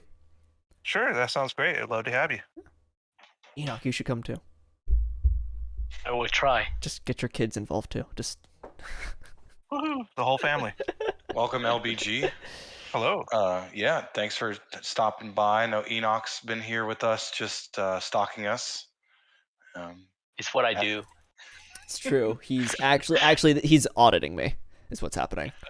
Oh boy, He just promoted me, so he wants to make sure he didn't make a mistake. the one's in trouble now. LBG Bauer wants an invite to the party, by the way. You only Well, invited the sim team. If he's an approved host or co-host, he's welcome to join us. Absolutely. We got both sim team heads. Put them on the spot. Is Bauer acceptable? Yes or no? Did we Shrug. set up a team? We set up a thing for him. So we'll see. Was it Friday? Yeah. He's done streams before. No, I know he has done stream before. I think I had him on for one draft stream a while back. That was a lot of fun. I think I had him on for one stream in like 17, 18, or 19 before we set up the co-host system. Oh, and it was And just random he did people hopping on. Yeah. He did a full draft, most of a draft. I feel like when Steele hosted one time, it was him and Bauer hosting the draft once. So, yeah, I don't have any pull here in this department, but if you're asking my personal opinion, I think he'd be okay. I'm sure he's okay. I don't doubt it. How do I pay people off on this one? I guess Hummus Oh, yeah. and LB and Mike get. No, don't pay me, co-host? bro. Ah, too late. You don't need to pay us. No. Oh yeah, I guess Enoch should get some, and Nah. it's Donate okay. that money. Look at how thorough he is. He's paying you before the stream even ends. it's true. Wow. You could leave I wish now, my main and host, you'll still make your money. I would never leave you, Gold. Don't assume that. Aww. All right. It was a fun gross. night. Did not expect to be here with you, so it was cool to be able to Yeah. join. Well, I mean, I went into today. I was even talking to Nessa earlier of like, yeah, no one said they wanted to join today, so it's probably just gonna be me. I'll speed through it in like an hour and a half, and then Mike messaged me like a couple hours before, and it's like, yeah, I'm in when we go in. I'm like, oh, cool. And then he had a water leak. Can I just make one quick observation? Not just tonight, but this whole season, it seems like we've had a lot of starting pitchers getting complete games. I mean, it's a very and like you just had one earlier you touched on, like 126 pitch complete game. That's crazy. And it seems like if you go down the list of like the top TPE starting pitchers, pretty much most of them have had at least one complete game this season, and that just seems unusual to me that there's just been so many of those. I mean, it's great to see it. It helps keep a lot of these teams have 3 or 4 relief pitcher bullpens where you're just scraping by game after game. So I'm sure a lot of these GMs are happy to see that. But just something I've noticed lately. It just seems like every stream now we have like 3, 4 complete games, and I think it's great.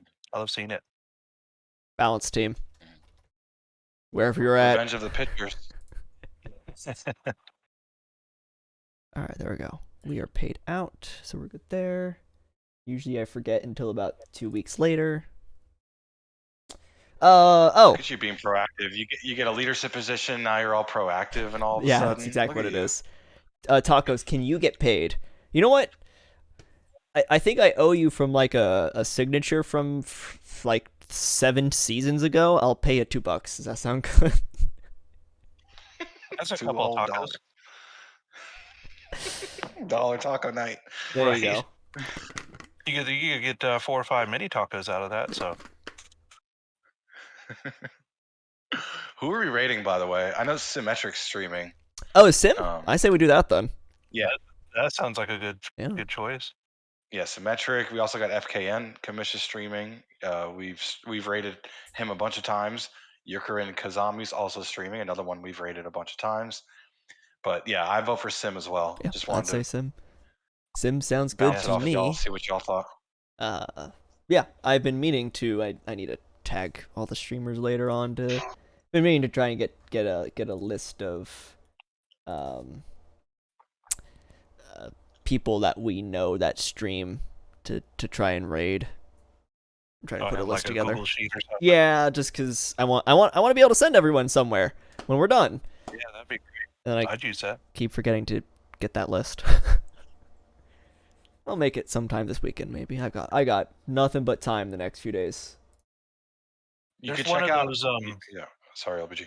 No problem. I was going to say there's one of those Twitch preview sites. I forget the URL. I'll have to look it up later. But you can actually create your own custom dashboard with like a 3x3 grid of streams, and they'll show them all live, all on the same page. So you could probably, make a bookmark of that once you get it set up, and then be able to just pull it up all in one thing, see what's going on.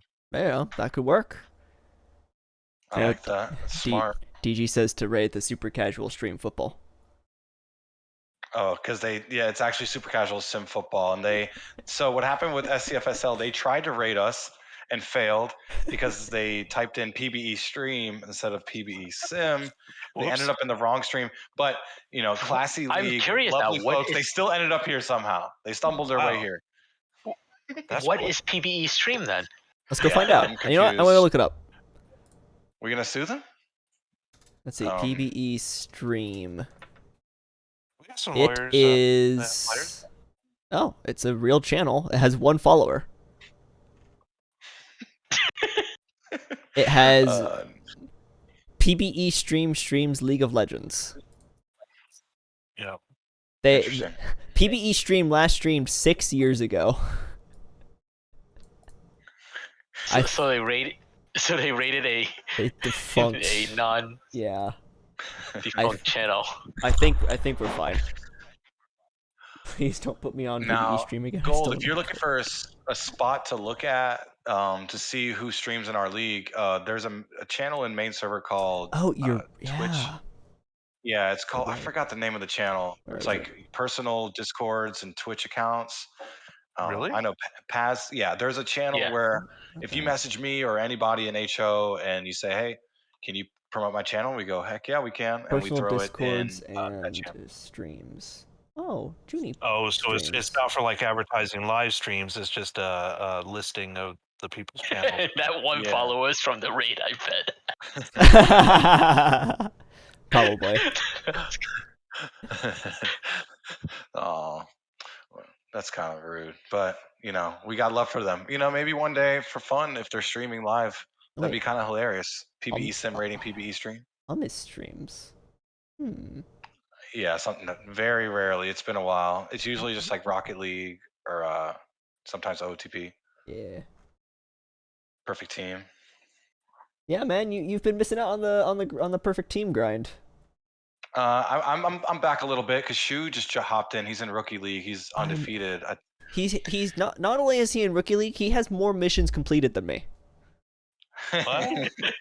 Shu has been a busy boy in the last 2 days. He put his head down and started working. He likes it because I told him, I'm like, I feel like you're gonna like this game this year. Like it's better this year. He didn't even know about the app.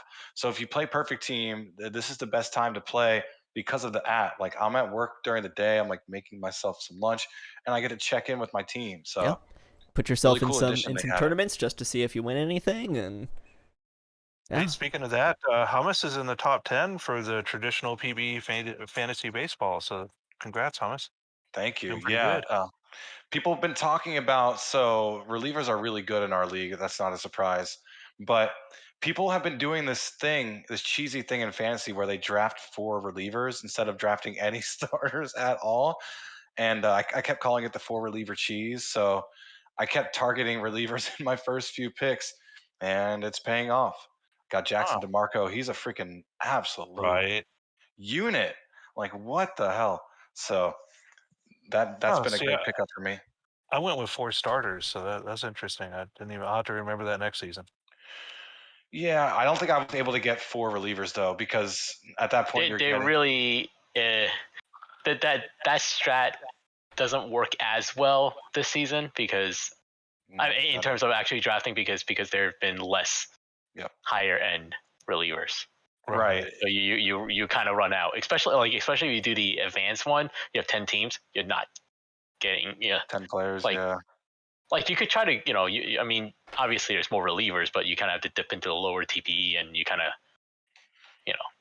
have to hope your best. Right. There, but I still think it works to a degree. So Pitching is stonks or down stonks.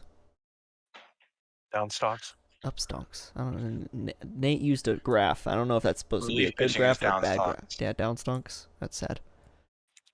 So Mitch Mack, Shocks one, he was trolling me. He said, you should draft my player because I don't. So I started this federation where it's promotion relegation for fantasy, LBG's in it. And I'm starting to realize the reason why I started it is because now I can cheat and see how other leagues are drafting like right in front of my face and just scroll through. Okay, this league's good. Okay, all right, I should get this player. And I was confused. I was like struggling with my pick, and Mitch Mack is like, "Why don't you just draft my player?" And he was trolling because he switched to Knuckler, which is not the best fantasy archetype, but he's a high end, the top flight earning like in the league right now, and he's a Knuckler. So he's not a Knuckler. Wait, I thought what? No, he trolled everyone on that too. Wait, so he like double trolled. He double trolled. He last minute changed into a junk. Yes, wait, what? So because I saw his actual update had the Knuckler, and then he at one point, wow. At one point, his update had the Knuckler in it, and I believe that at like the 11th hour, he changed it to junk. Wow. I believe. Wow. Didn't somebody do that before a minors draft like a dozen seasons ago or something? I remember somebody waited till right before the draft and then they did a big time switch to reveal what they were actually going to play as their archetype, and it was like right at the 11th hour or something. I thought it was pretty funny. But the funny thing is that the Knuckler works like what he had with combined with his team and the park. So it works. I just don't know how well it works kind of in the longer run when he starts regressing. But right, yeah, Knuckler that part might I be don't the know. best arc at the top end, right? Like Knuckler probably could be pretty good. Yeah, it could be very good actually. Like you're talking about all these complete games like that they're having. If in the right strats, I can see the Knuckler really getting a lot of complete games.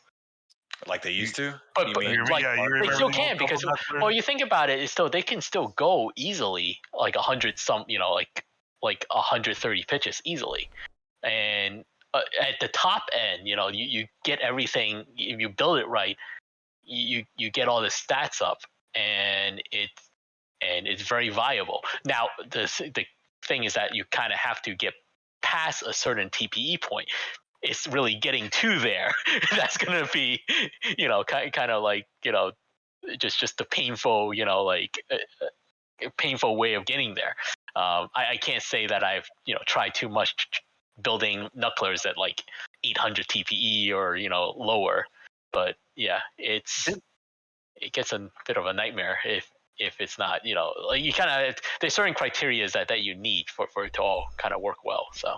You just save your free rookie change until you're at like 1600 TP or whatever. I don't think that's how that one works. I don't understand. Wasn't there one season with Person Man and DBS where he had all the starting pitchers respec to Knuckler all at the same time? Yeah, that was the peak. That was the peak. That was the peak knuckleball meta era, like season 17, 18. Yep. Somewhere around there. That was the season where that was right before. That was right before it was. Was changed. Yeah. You couldn't have. But what was it? The Knuckler and the Knuckle Curve. You couldn't have both. No, it's not. It's eventually it was what we did was you can't have the knuckleball and the changeup together. That's right. Because it acted like the double changeup. Right. Yep. And then shortly after that, all the things got changed to what we have now. Yeah. God, it seems so long ago. It's actually been quite a while. I know. Like it's good more than 8 seasons ago. So Yeah. when we did the big knuckleball medal, it's over because there's no knucklers in real life. So we were playing a simulation baseball league where the top pitchers were all knucklers. It's like seriously, like Right. Honestly, as cool as that is, it needed altering. It drags the league down. Like, that'd be a cool pie chart for Shu if Shu's in chat, is to make one with like all the different pitching archetypes for starter and reliever, and see like the top 50 pitchers for both, and see what like the percentage is, because I play as a flamethrower, but I don't see many flamethrowers, nor do I see control. I saw somebody make control freak a control pitcher recently, so it'd be interesting to see how some of those lower end archetypes, if they're still possibly represented. I'm guessing like maybe 15-20% for flamethrower, something I'm like pretty that. sure Cato won pitcher of the year with a control freak arc. So yeah, That's at right. the top end, the balancing team did an amazing job of making sure at the top end all the pitching arcs are pretty even. Yeah, it's getting to there. That's the the big difference. Yeah. Oh yeah, getting there is tough for sure. I mean, because I'm now in my 7th season in the league, and I'm finally getting an ERA under 5. So yeah, no, that's the one thing about. Oh, hey, AJ with the sub. Oh. Where's where? There it is. Why is it all the way at the bottom? We need to move that. It got moved way down there. Yeah, like up near the current file channel or something. Yeah, we'll figure it out later. All right. Are we rating? Once this stops spinning, spin faster. Well, everyone, once this is done, that will be it. So have a wonderful night. Have a wonderful pre-Thanksgiving evening. Tune in tomorrow. What you said 1 p.m. Eastern? 1 p.m. Eastern. 1 p.m. Eastern, so early morning for the West Coast, barely afternoon for the East. We'll finish up before the football games all start. We know that's what you're all really interested in. You had to resub because Twitch canceled it. That's dumb. Well, thank all 3 of you for being on tonight. That was a great stream. I really enjoyed hearing the play-by-plays. Shout out to Leatherneck Mike. Hopefully his roof's better off, and he's en route of fixing that leak. Oh, no. Indeed. All right, cool. Yep. Index is updated, so we are good to go, everyone. Have a wonderful rest of your night. Tune in tomorrow, 1 p.m. Eastern, for the Thanksgiving stream, and we're going to send you guys over to Symmetrical to hang out. So have a wonderful night, everyone. Night. Hey. Good night, everybody. Let's go raid Symmetric. 27 of us.